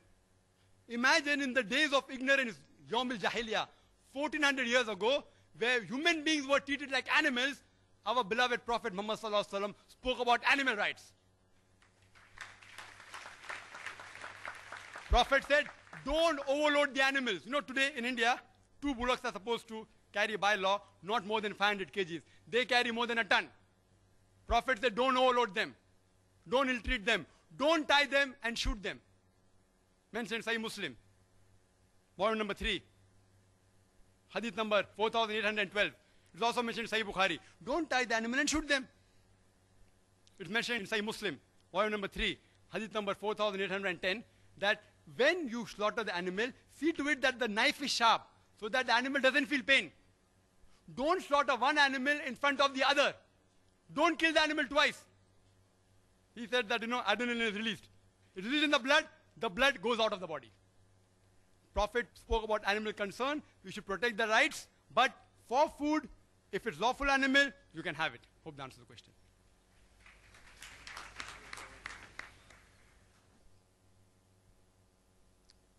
Yes, sister. It's mentioned in the book, 100 Facts About Egg. On page number 8 and 9, fact number 13. Ethiopians are of the view, if a pregnant woman eats eggs, her child would be born bald-headed and would be deficient in reproduction. It's also mentioned in fact number 18. Some African countries believe that if a child is given to eat egg before teething, he may become mentally retarded. Are these scientific facts or are these superstitions? If you say these are scientific facts, then could you please prove it authentically? And if you say it's superstition, then why are you promoting falsehood by such books? That's 100 Facts About Egg. Thank you. Thank you, sister. One thing, I have not written that book. Second thing, I have not given that book to you, and I have not referred to anything from that book. So it is not necessary to answer particularly for that book, but I can definitely say, which I have already touched upon in my subject, because egg contains excessive protein and cholesterol and saturated fat, that is why it is not healthy for any human being, and particularly for pregnant women and children. Yes, the next question from the mic on the right. I am Fazal Sarang. By profession, I am an architect. My question is to Mr. Dr. Zakir Naik. Is the non-vegetarian food is the only reason for the heart disease?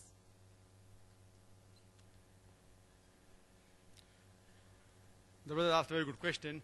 That is non-veg the only reason for the heart disease? And this was spoken by Mr. Zaveri, that flesh, animal flesh, chicken, mutton, beef causes heart disease.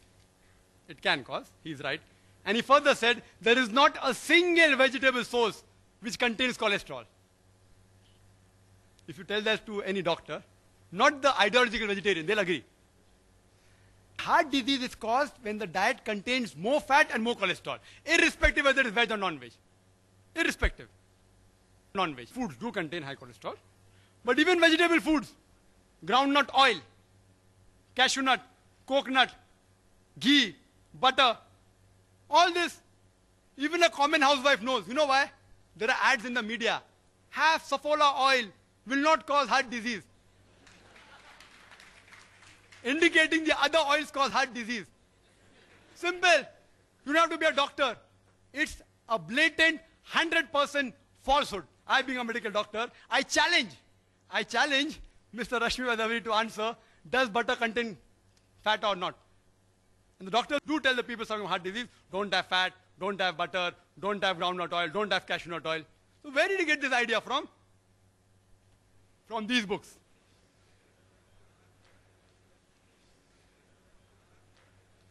This book he gave to me.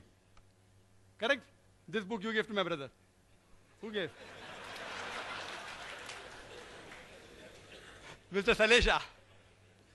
Mr. Salecha gave this book. In this book also it is mentioned the same thing, that there is no cholesterol in vegetables. I'm sorry if I thought, because the first time I'm meeting Mr. Zaveri here, if he didn't give these books, I apologize. But one thing, that all these books are published by Jain organizations, you know, and distributed in Bombay, cheap. Yes, I'm not blaming. Please, I don't want to hurt let us anyone's not have a feeling. dialogue across this thing. I'm not going to hurt anyone's feeling. I'm sorry, I didn't want to say that, but I was compelled. I don't want. If it's not, you said not written by Jain, it's not written. No, you said, Dr. Zakir, that I should reply. You will have a chance in your question answer time. Sir, I'll allow you time. In your time you can respond back. No, I'll allow you to respond back anything you want in your time. And I request the chairman to give me half minute more. I was disturbed. Half minute more. No, he's too smart. We'll not give him half minute more. See, because so many allegations, egg. He told egg is the cause. Egg does contain cholesterol. It's rich in cholesterol. But it's not the major cause. Today's research and medical books also say that the cholesterol in the egg is not the major villain. It is the saturated fat in which you fry the egg. Butter, ghee, lard, pork, which is the main villain. If you don't have this frying in ghee, butter, there are less chances of having ischemic heart disease by egg. And today, amongst the population, 2/3 of the population are non-responders to cholesterol. The moment there's high intake of cholesterol, like taking egg, the liver immediately cuts its own production. And the level that reaches the blood is the same. There are 1/3 people who are responders to cholesterol. They have a problem. They should abstain from yolk of the egg. Otherwise, even if you have 1 or 2 eggs a day, you will not have heart diseases. And if you have it with bacon, with pork, then the problem. If you fry in ghee, you'll have a problem. If you fry in groundnut oil, you'll have a problem. Causing baldness. I don't want to give examples. Even if you check here, there are many people who are bald. There are great philosophers who are bald. I don't want to take their names. I don't want to hurt your feelings. So this thing is just a research which is based on illogical assumption. A research should be practical. And the associate factor for heart disease is also alcohol as well as smoking. These two are also one of the associate causes for heart diseases. Yes, in America, heart diseases are more in non-veg because they have fats. Quran says don't have an excess, this problem will be solved. Secondly, the vegetarians of America, they are fluent. It's a vogue to be a vegetarian because to buy veg food is expensive. If you turn Mercedes car, you have status. If you have veg food, it is status there. About 3 to 7% are vegetarian in America. Less than 1% are pure vegetarian. Less than 1%. Because they are fluent and they are rich, they take more care of hygiene. And many vegetarian ideologically, also, like even Mr. Rashmi Zaveri may agree, that alcohol is prohibited, smoking is prohibited. Because of associated factors, the case of heart disease in vegetarian is less. But anyone who has food which is rich in cholesterol or fat, irrespective whether it is veg or non-veg, he will have heart disease. To prevent it, follow the guidance in the Quran, in Surah Taha, chapter number 20, verse number 81, that do not commit excesses. That reminds me of a story. In school we had learned that there was a religious priest who ate excessive food, and he had 64 laddus, and when he came back, his wife said, that why don't you have Furan Chutki, some digestive? So he says, अरे बावली अकल नाई बन के 6 बच्चों की माता, अगर चूरन चुटकी के लिए जगह होती तो मैं 2 लड्डू और ना भोग लेता. Brother, the question is directed to Mr. Rashmi Zaveri. This is a book I've come across which is named Meat Eating 100 Facts. Please, sir, this is not concerning to you. You may put your question saying one book writes like that rather than saying this person's book or that. You say this book states so and so, that would be acceptable. Okay, here is a book from Jain publication. You being a Jain, I'm asking you a question, which is, the name is Meat Eating 100 Facts, written by Dr. Nemi Chand. And it gives a cartoonic representation of meat eating people, which I feel it's very insulting and, I mean, it's degrading, I mean, defaming. So I just want to ask you, in this Jains being tolerant, is it fair enough for Jains to publish such books which can hurt people's feeling? I mean, is this, it's mockery, I mean. Please answer. Yes, the speaker would not like to answer to that. I give him the full right not to answer to the question which a speaker feels is but not I'm suitable. Just asking about we will allow the second question. Will the speaker? The question of okay, being the next tolerant. question, please, for the. He passes that answer. He would not like to respond. I'm not satisfied. See, the speakers have a right. See, I would request the questioners not to get worried or agitated in any sort. The speakers have a full right not to respond, or if you feel your question is not right or not suitable for them, they have a right not to respond back. Kindly note. So put your question and frame it in such a way that it is not vulgar, neither derogatory, and yeah? Yes. So it should not be derogatory to the speaker or to a particular faith. Put it in a factual manner. This is what stated. What is your opinion? Don't give your comment in a derogatory manner. Ask, what do you say about this? Yes, don't give your opinion. Let the speaker give their opinion on the subject. Yes, sister. The next question for Dr. Zakir. Assalamu alaikum, brother. My name is Azra. I would like to ask, in a book promoting vegetarianism by Gopinath Agarwal, on page 15th and 16th, he says that the milk a cow gives in its lifetime can satisfy 90,000 persons at one time. But the same cow is killed for flesh can satisfy 1,000 persons at one time. The same applies for goat also. He says killing the goose that lays a golden egg daily is never a wise proposition. Do you agree with him? The sister asked a question again from the same book. And I would like to make a clarification. Mr. Salechar, he gave these books and said you can have more books, the letter is there if you want. And these books are available in various marketplaces. People are bound to buy, etc. That's right. Therefore, I'm requesting the people. That's right. That's right. The brother asked, why am I repeating? Because all the arguments are mentioned here. These arguments, if it's not mentioned here, I wouldn't have repeated it. I'll be able to. Please, I think your tempers must be calm. What Mr. Javeri said very correctly, book is written by somebody else. It is he who should try to defend the book. Mr. Javeri doesn't want to defend the book. So let us forget the book and ask all questions which are pertaining to the talk. Correct, and I agree with it. I agree with it. Mr. Zaveri read from books. He didn't do a research. He read books which speaking against non-vegetarian. He read books and he presented the fact. Either I accept it or I say the fact is wrong. I can't say because I didn't read the book, no one can ask me questions. That's illogical. If you ask me any questions pertaining to non-veg food, I either say the book is false or I say that it's illogical or it's logical. Why do you have to get irritated? It's a book promoting vegetarianism. If someone gets me a book against Islam, I will say that book is false. Excuse me, I don't allow a debate between the audience and the speaker. The audience just put the question. The speaker can only answer the question. Don't get involved. I will not allow Dr. Zakir, neither Mr. Zaveri to get involved in any debate with the audience. This is not a debate time for the audience. Kindly note. You can continue with the answer. I'm going to start with the answer. You can start the timing also. If I'm going to be interrupted every time, I want to give a complete answer. I would request the chairperson not to be biased towards one person only. If they're interrupting my answer, I have to be given time. And sister raised an argument, which is there not only in this book, even in other books on internet. You go to the internet, the same argument is given. First thing is, that is milk veg or non-veg is a big question.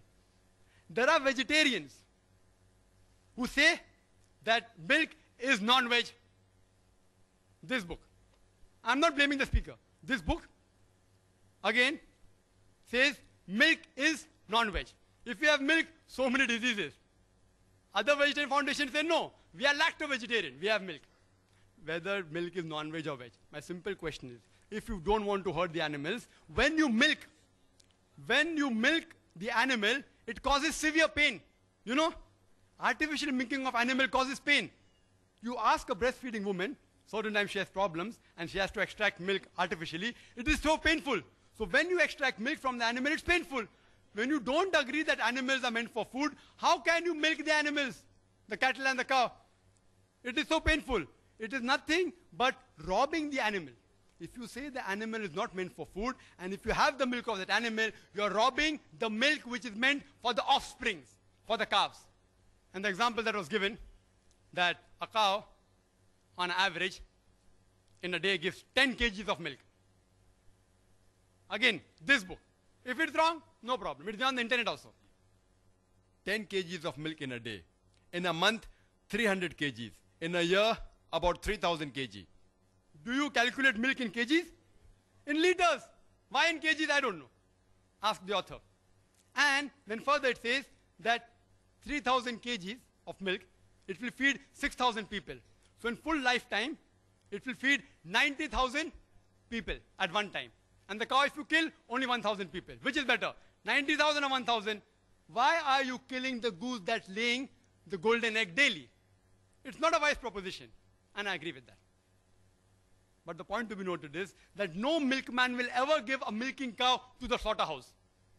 No slaughterhouse will ever purchase a milking cow because a milking cow is multiple times more expensive than a cow which has passed its age of milking. In Bombay, it costs 20 to 25,000 rupees milking cow. An old cow which has crossed the milking age costs only 3 to 5,000 rupees.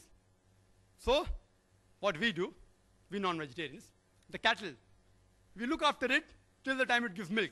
After it starts giving milk, we slaughter it. We take all the eggs of the goose. When it stops laying, we slaughter the goose for its flesh.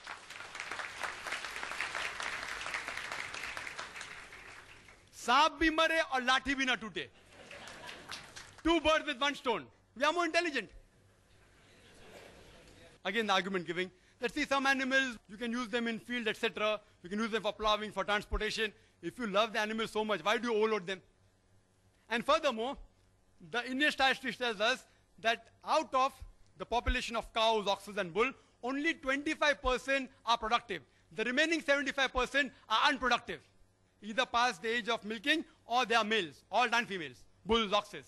Now what will you do with the 75% of excess non-productive cow, goat, bulls, ox? One option, you rear them up yourself.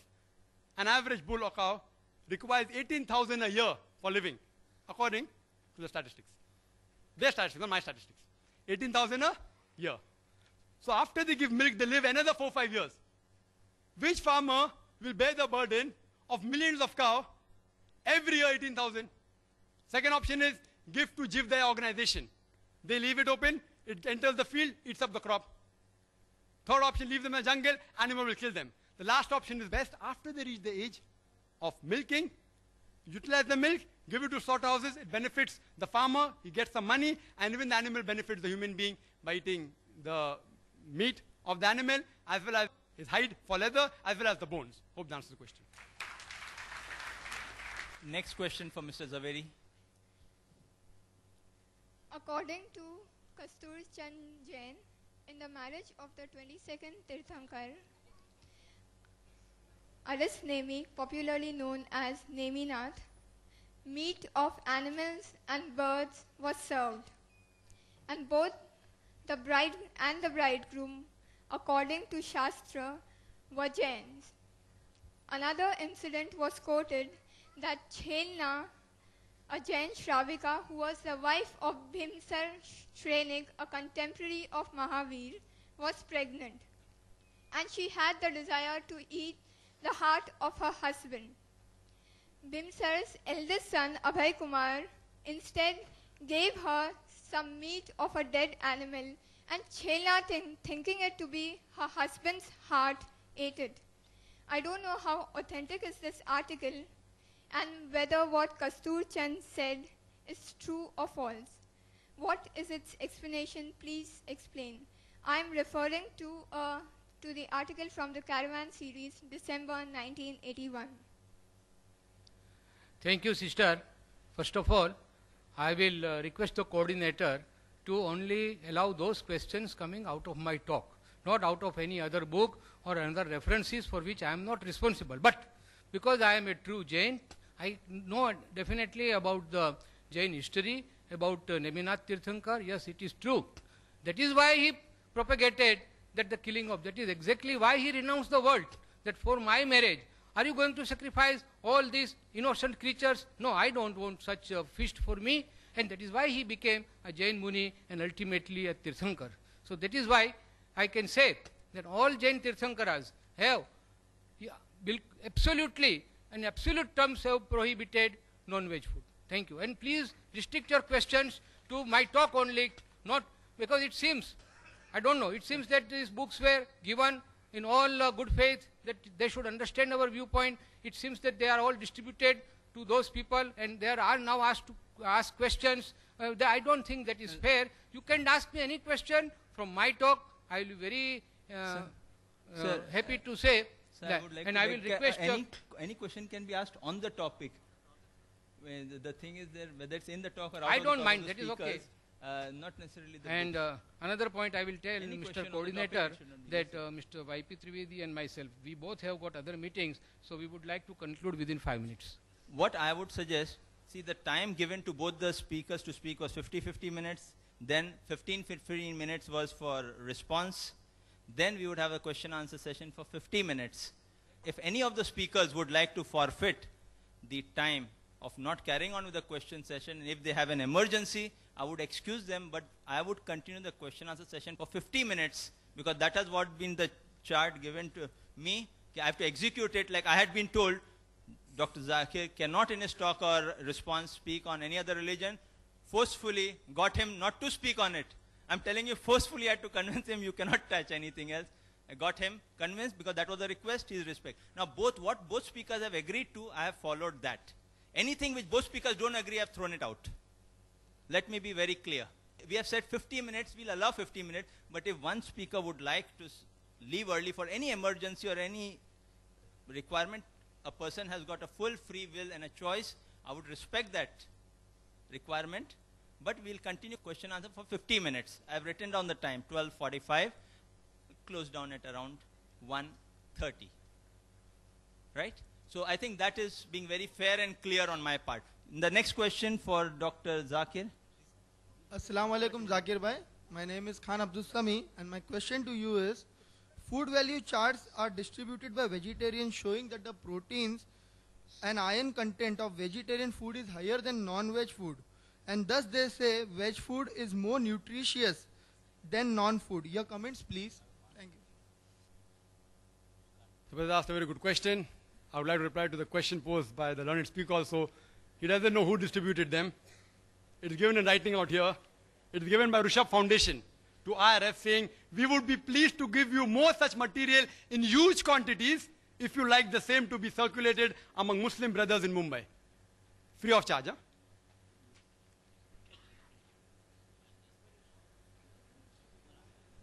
The brother has asked a question that there are fruit charts being distributed. Yes, even we get in our foundation.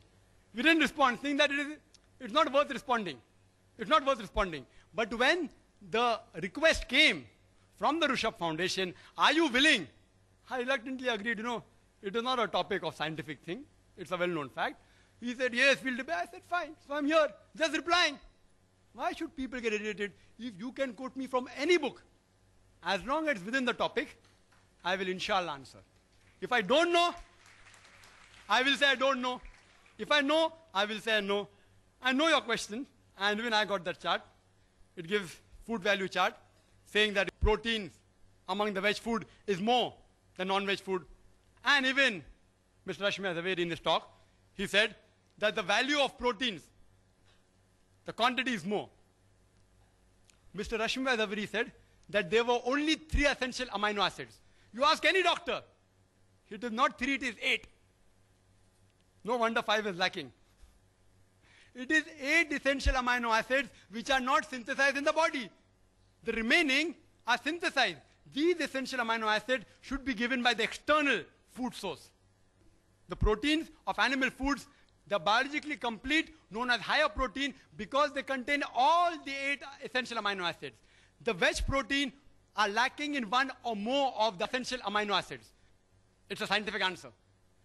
So even though the value may be more, 20 up, 10 down, it is not complete. The veg protein, the incomplete protein of lesser quality, animal protein is of higher quality and complete protein.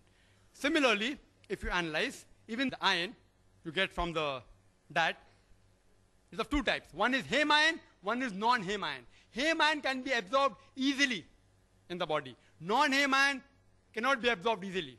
In the animal food, there is heme iron as well as non-heme iron. The vegetable food contains very little heme iron.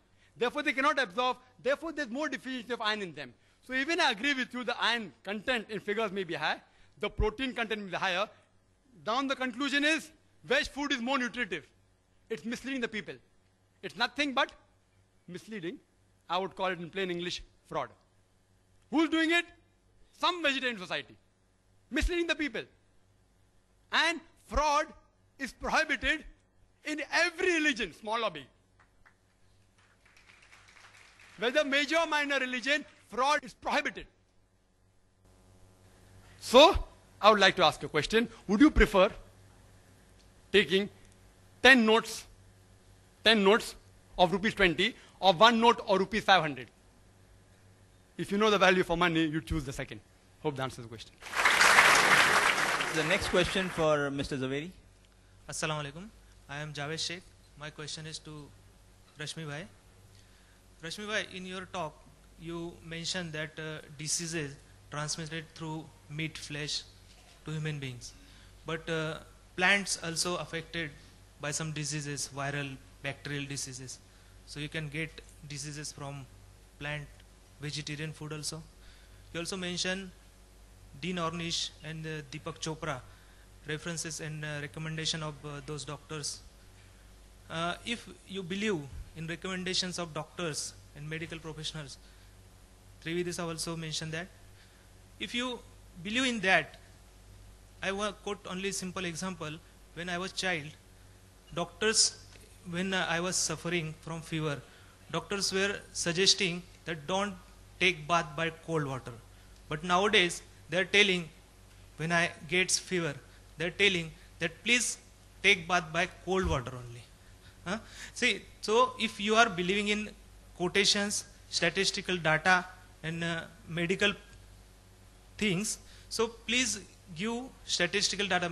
Dr. Zakir Naik mentioned survey of America regarding coronary heart disease. So do you have any statistical data regarding coronary heart disease in India, whether is affected to more susceptible to those who are having diet, vegetarian diet, or to non-vegetarian diet? I would request you all to put your question briefly, please. Your question is so long that one forgets. Last part is question. Coronary heart disease is asked. See, regarding coronary heart disease, yeah, plants also, if you consume the decayed plant food, I mean, the decayed fruits, definitely it will carry germs. The point here is that the animals that carry the germs, they are more dangerous and they are likely to carry more diseases than plant.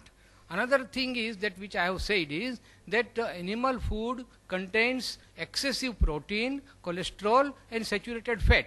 So these two things combined, that will make non-veg food prohibitive.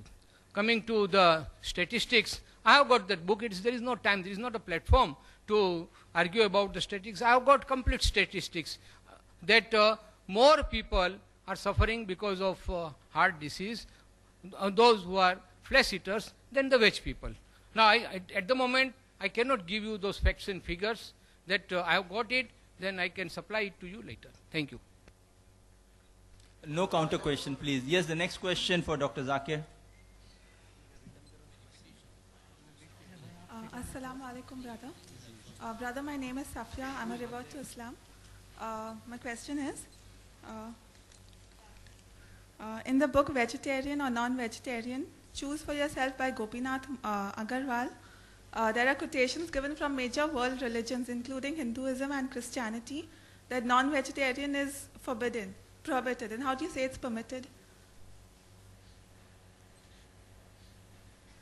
The sister is asking the question that there are quotations from the same book, quoting various major world religions like Christianity and Hinduism, saying that in that religion it is prohibited. So how come I said that there is not a single major religion which says that non-veg food in general is prohibited? I clarified the Islamic viewpoint. It's a misquotation, out of context, misunderstanding. I do agree one thing, that there are certain quotations, sometimes non-veg food is prohibited, even in Islam. Like for example, the verse I quoted, Surah Ma'idah chapter 5 verse number 1, it says that don't do hunting in pilgrimage. Within the sacred pilgrimage, don't do hunting. If you are fasting in the month of Ramzan, sunrise to sunset, don't have non-veg food, don't even have veg food. If I say don't have non-veg food during fasting, that doesn't mean non-veg food is prohibited. Prohibited only during that time. So similarly, there are quotations in the religious scriptures, at certain time in fasting, don't have non-veg food. Regarding the question, in Christianity, and I've read that book, therefore I can reply. They say that in the Bible it is mentioned that you can't have dead food. In brackets they put meat. It's not there. What they're quoting, the reference is not given. I, being a student of comparative religion, I give talks on diets also. And they're referring to the book of Leviticus, chapter number 17, verse number 15, as well as the book of Deuteronomy, chapter number 14, verse number 21. It says that thou shalt not have the meat that dieth of itself. Dead meat is prohibited. Not all meat. Dead meat. They say dead food and bracket meat. It is dead meat is prohibited.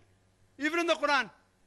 Surah Baqarah chapter 2 verse 173, Surah Ma'idah chapter 5 verse number 3, Surah Anam chapter 6 verse 145, Surah Nahl chapter 16 verse number 115, Hurrimat alaykumul maytudu waddamu wa lahmul khinzir, wa ma uhilla li ghayrillah bih. Forbidden for you for food dead meat, blood, the flesh of swine, and any food on which any name besides Allah has been invoked. Where it is allowed?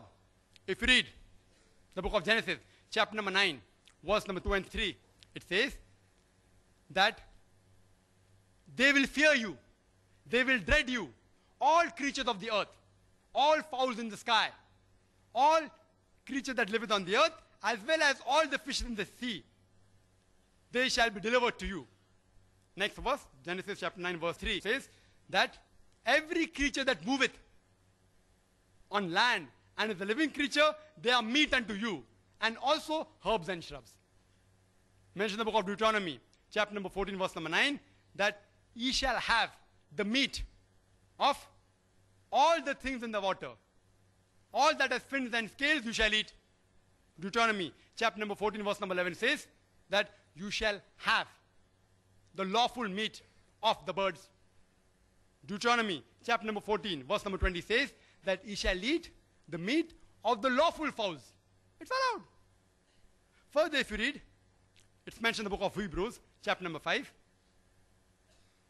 verse number 13 and 14, that if you have milk, you are weak. If you have strong meat, you are powerful in reasoning. Bible says that, not I.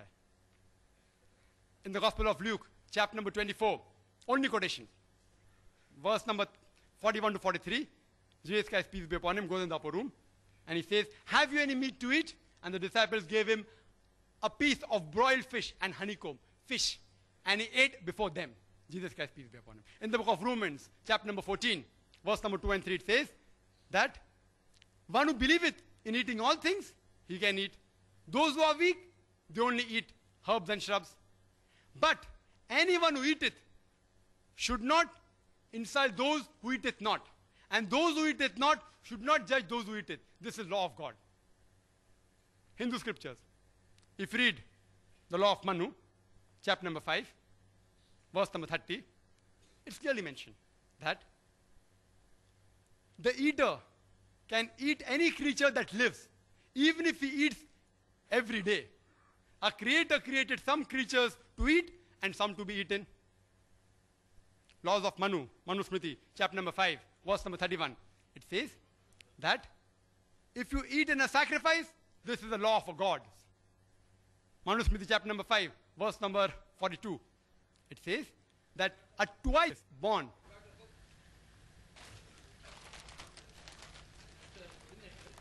yes, brother.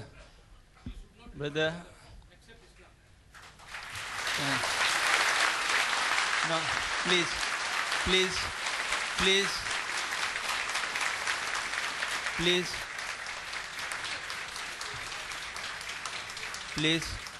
I'm always prepared. I'm always prepared when I quote scriptures. Therefore, it's not on the table, it's inside. I wasn't supposed to quote unless compelled otherwise. Now they're compelling me to answer. Therefore, I kept it behind. Otherwise, my books are in the front always. They're compelling me to reply, therefore I'm replying. It's within the rules of the debate. I haven't completed yet. So I have to speak for 5 minutes. What?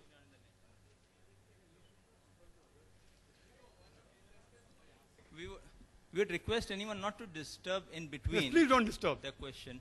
And you can say, who's disturbing? See, we'll when I'm allow speaking, another 20 seconds, because this wastes time, and then my time is up, I will stop the speaker. No, but someone disturbs me, I should get more time. Okay, we give. Complete the answer in 30 seconds. It's further mentioned in the Manu Smriti, chapter number 5, verse number 35, you can have meat. In Rig Veda, book number 10, hymn number 16, verse number 10, you can have meat. Rig Veda, book number 10, hymn number 85, verse number 13. Rig Veda, book number 10, hymn number 86, verse number 13. Says the same thing. You can have meat in Mahabharata, Anushashan Parv, chapter 88.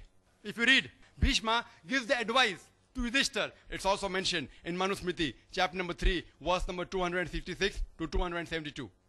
It's mentioned there that if you want to please your ancestors, if you give herbs and shrubs, you will gratify them only for 1 month. If you give fish, for 2 months. If you give venison, the flesh of deer, for 3 months. If you give mutton, for 4 months. If you give flesh of birds, for 5 months. If you give goat meat, for 6 months. If you give spotted deer, for 7 months. If you give meat of black antelope, for 8 months. If you give cow, 1 full year. If you give bull, it is 12 years. And if you give rhinoceros and red meat of goat, forever, inexhaustible. So if you have to satisfy your ancestors, according to Rig Veda, you have to give more, you have to give red meat.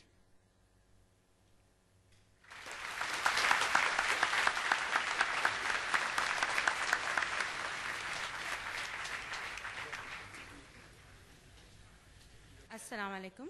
My name is Gulfam, and this question goes to Mr. Zaveri. Sir, in your dialogue, you said, Jain Munis don't kill plants, they ask for alms. So is it that they force others to kill plants for them? Or is it that when they put masks on their face, they are not killing the germs and others are killing the germs by not putting the mask on the face? What is it? Please clarify. It's a very good question, sister. I am really very happy. Of all the questions, I would definitely give you first number, because it is said in Jain religion that you should not kill anybody, you should not allow anybody to kill, and you should not appreciate if one kills. So all these 3 things are there. So if a Jain Muni comes to know that this food is prepared for him, he will not take it. So this is the rule of Jain Muni. When they come to us for begging, they ask us very clearly. We also know that they will ask us, have you prepared anything for us?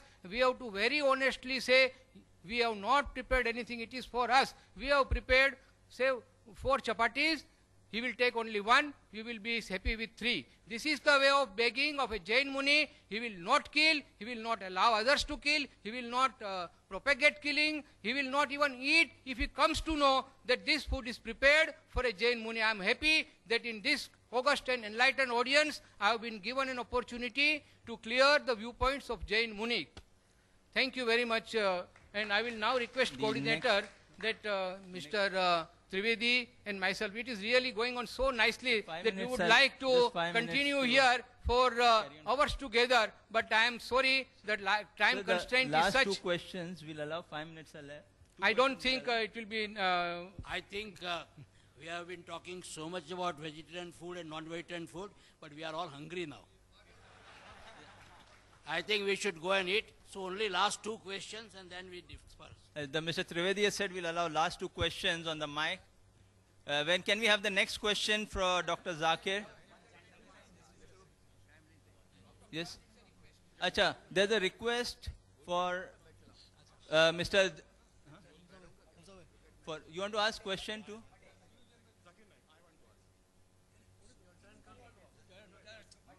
No, but they should have to follow. But I think you should have come up in the queue, you know. Huh?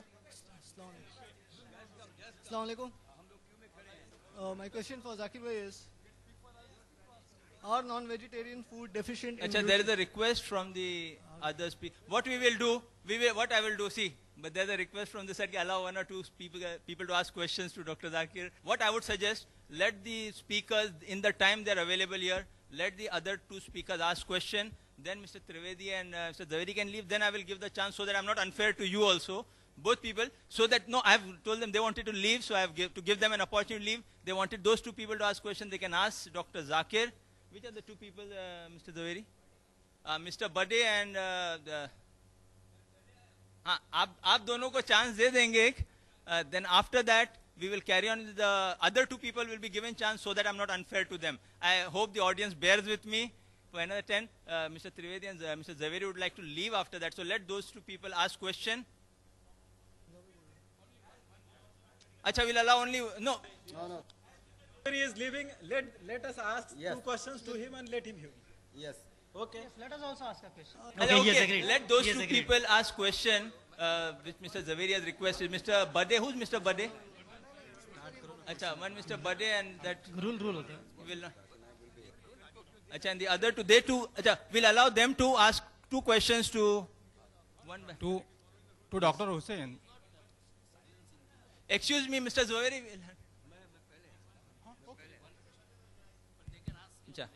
Okay, now one question for, yes, one question he'll ask, one you'll ask, then I would allow Mr. Zaveri, after you all have finished your two questions, and one minute, after they finish their two questions, you have finished your two, I'll allow them to leave, then the other two who have missed their chance will be given permission. Beyond that, those who are missing because of these two people will be given a chance. Beyond that, I will not allow. Please, we have to complete the program. Yes, sir. Assalamu alaikum. Short, brief and to the point. Dr. Saab. Sir? Dr. Saab. Brief. Kishori sir? Yes. Brief and to the point. My question is this. I went to see the picture, Khane Khuda. There was a session of 3 days. People, Haji Sahab jo the, they were wearing sandalwoods. And then beside that, not eating any as a non-meat food. No haircut, nothing, complete brahmachari and sannyasi. When the picture was over, I asked them, what is this? Those 3 days complete renunciation, sannyasi, brahmachari, what reply they gave? He said, खाने खुदा था. मैंने कहा, मुसलमान भाइयों, सारा संसार खाने खुदा नहीं है. वही खाना खुदा है. भाई साहब, 3 दिन आप रखते हो. भाई साहब से क्वेश्चन जरा, भाई साहब हमारे चीफ गेस्ट को और हमारे स्पीकर्स को जानना. Please put forward your question. सारा संसार खाने खुदा है. Please reply to me that those 3 days they were offering is Khane Khuda. What about the whole world is Khane Khuda? Where the killing should not be stopped everywhere, especially in India. This is my question. So we will not allow that question. Sir, on the request of the chief guest and the speaker, will not allow that answer. Maybe have the... Mr. Rashmi Bhai Zaveri requested the person to ask a question out of turn. I am willing to answer.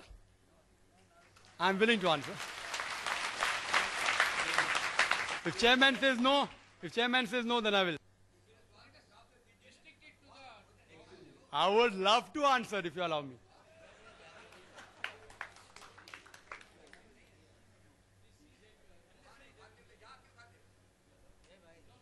Okay. Anyway, I will control the order. Nothing will go wrong. Okay, we'll allow him, but a short this thing. What was the question? I didn't hear it. I heard the question. I am supposed to answer.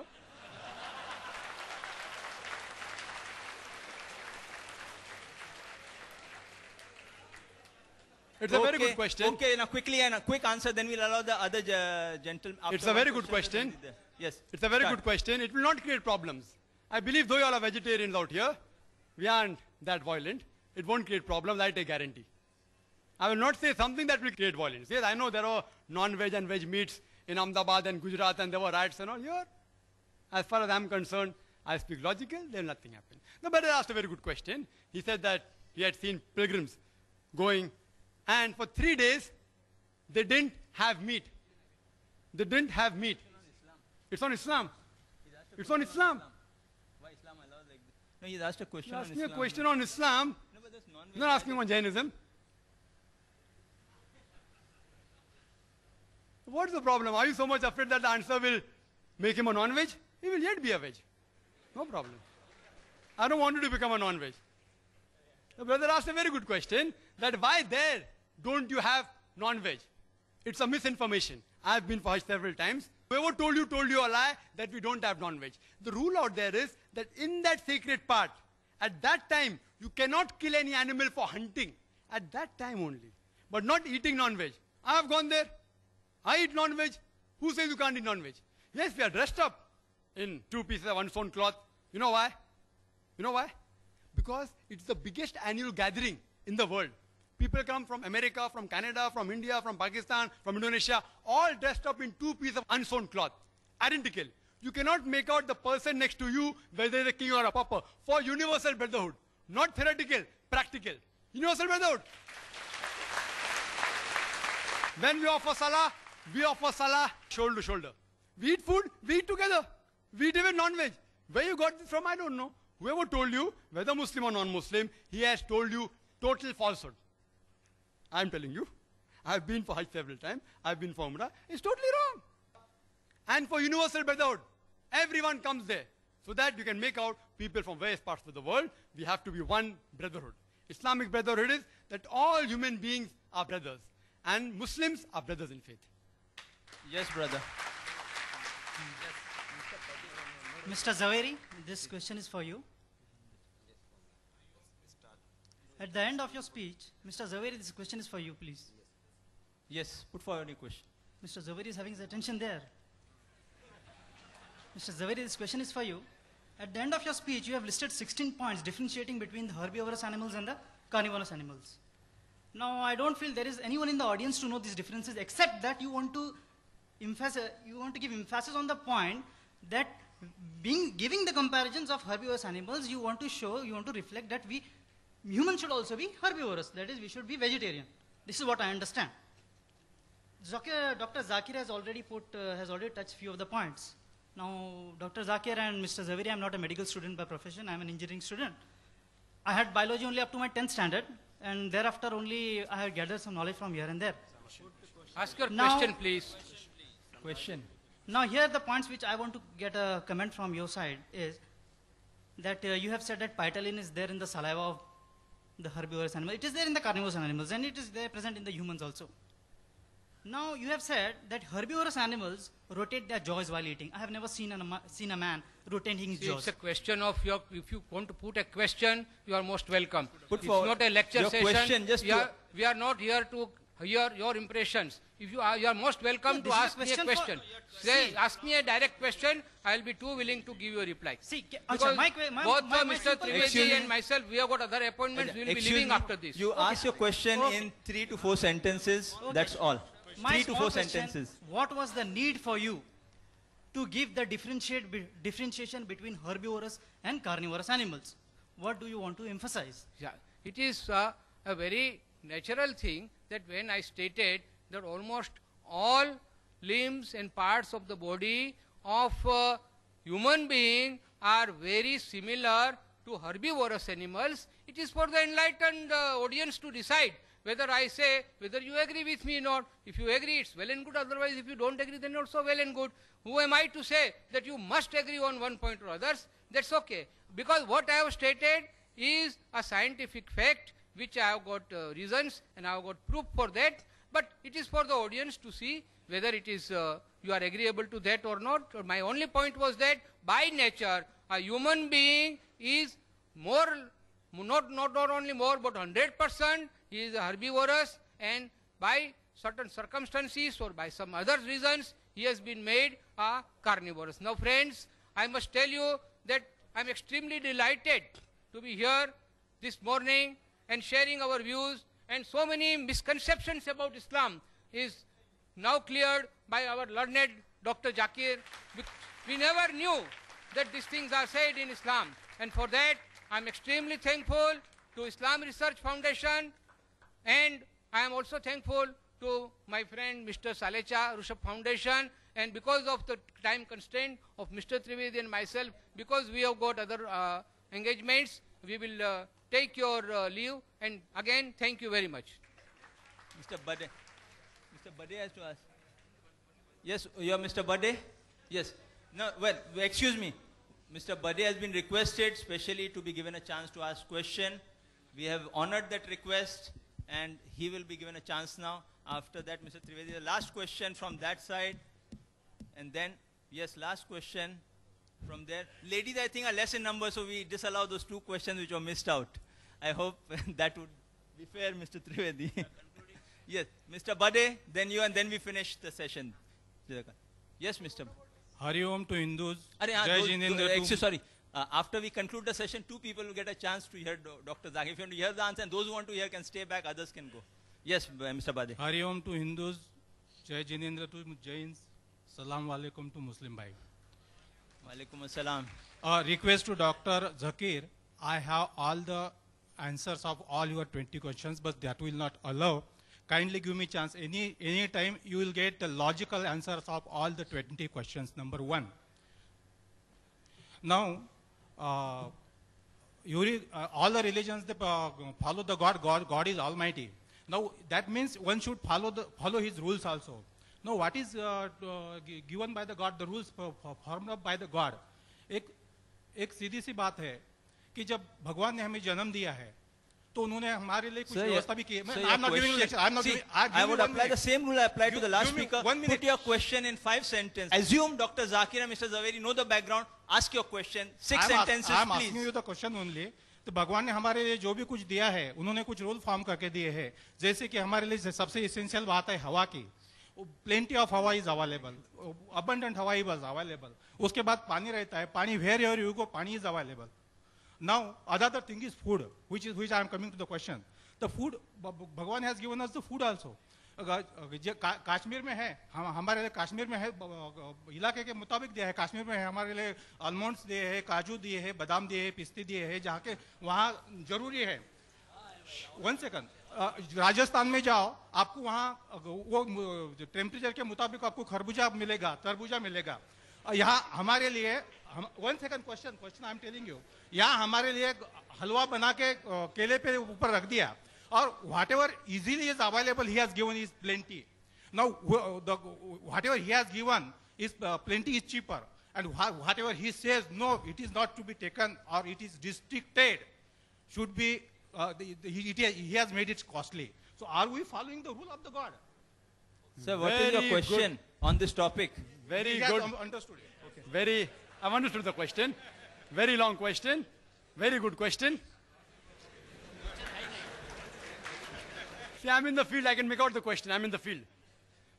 Regarding the first part, that you can answer all 20 points. I've got various students in this field. I'll ask one of my students to have a dialogue at IRF. If you want, anytime. Which date? Next Sunday. Next Sunday. Not me, my student. Next Sunday. I can answer to anybody. Next Sunday. Anybody. Next Sunday. Anybody. Okay, No. done. Next Sunday you're invited. What's your name? What is your name? Everything will be given. Mr. Bade will come to IRF at 10:30. Fine. 10:30 morning. Sunday. Same format here, and my student will debate. Anyone. Same topic.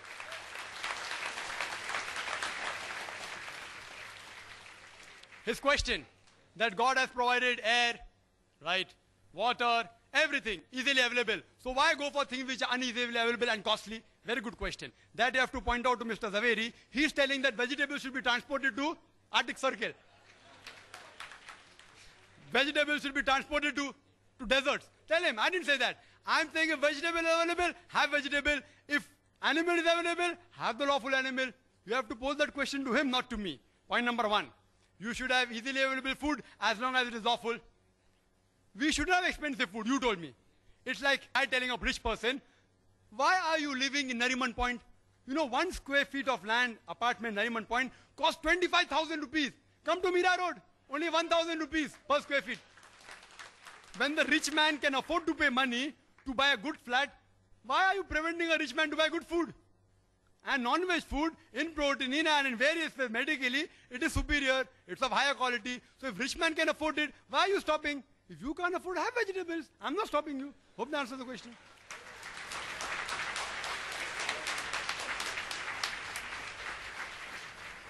Thank you for your enthusiasm. We'll not allow that question.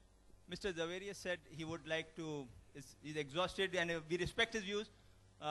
He would like to leave, so we'll not allow that question, but we'll allow 2 people here who are to ask questions after Mr. Zaverian leave because I've promised them. Yes, Mr. Dhanraj Sarlecha would propose a vote of thanks, after which those who would like to leave may leave, those who would like to hear those 2 questions and 2 answers may sit. One question from the ladies' side. It's not working. Hello? The meeting would be formally closed. Only 2 questions after the meeting would be allowed. Hello? Excuse me, this is one last question from the ladies. This is for Dr. Zakir. No, we'll allow the... No, no, after this, just 2 people and 1 from the ladies. No one else would be... One, 2, 3, 4. 4 questions. Yeah. Yeah. Hello? Excuse me, Mr. Tavedi is saying I should be strict. Now the thing is that I am being compassionate. I give chance to 2 people here. Now everyone is demanding a what we'll allow, vote of thanks right away, then 4 questions, 2 here, 1 there, then close. That's final. Yes, Mr. Dhanraj Salecha to propose a vote of thanks. Chief guest Sri YP Trivedi, learned speakers of dialogue, distinguished guests, brothers and sisters. It's really my pleasant duty to offer vote of thanks on behalf of all the 3 organizations on whose behalf I thank Sri YP Trivedi to spare his valuable time and grace this occasion as chief guest. I am really thankful to both the speakers for their most interesting and informative discussion, and above all, I thank you all the participants for participating in the debate. Thank you.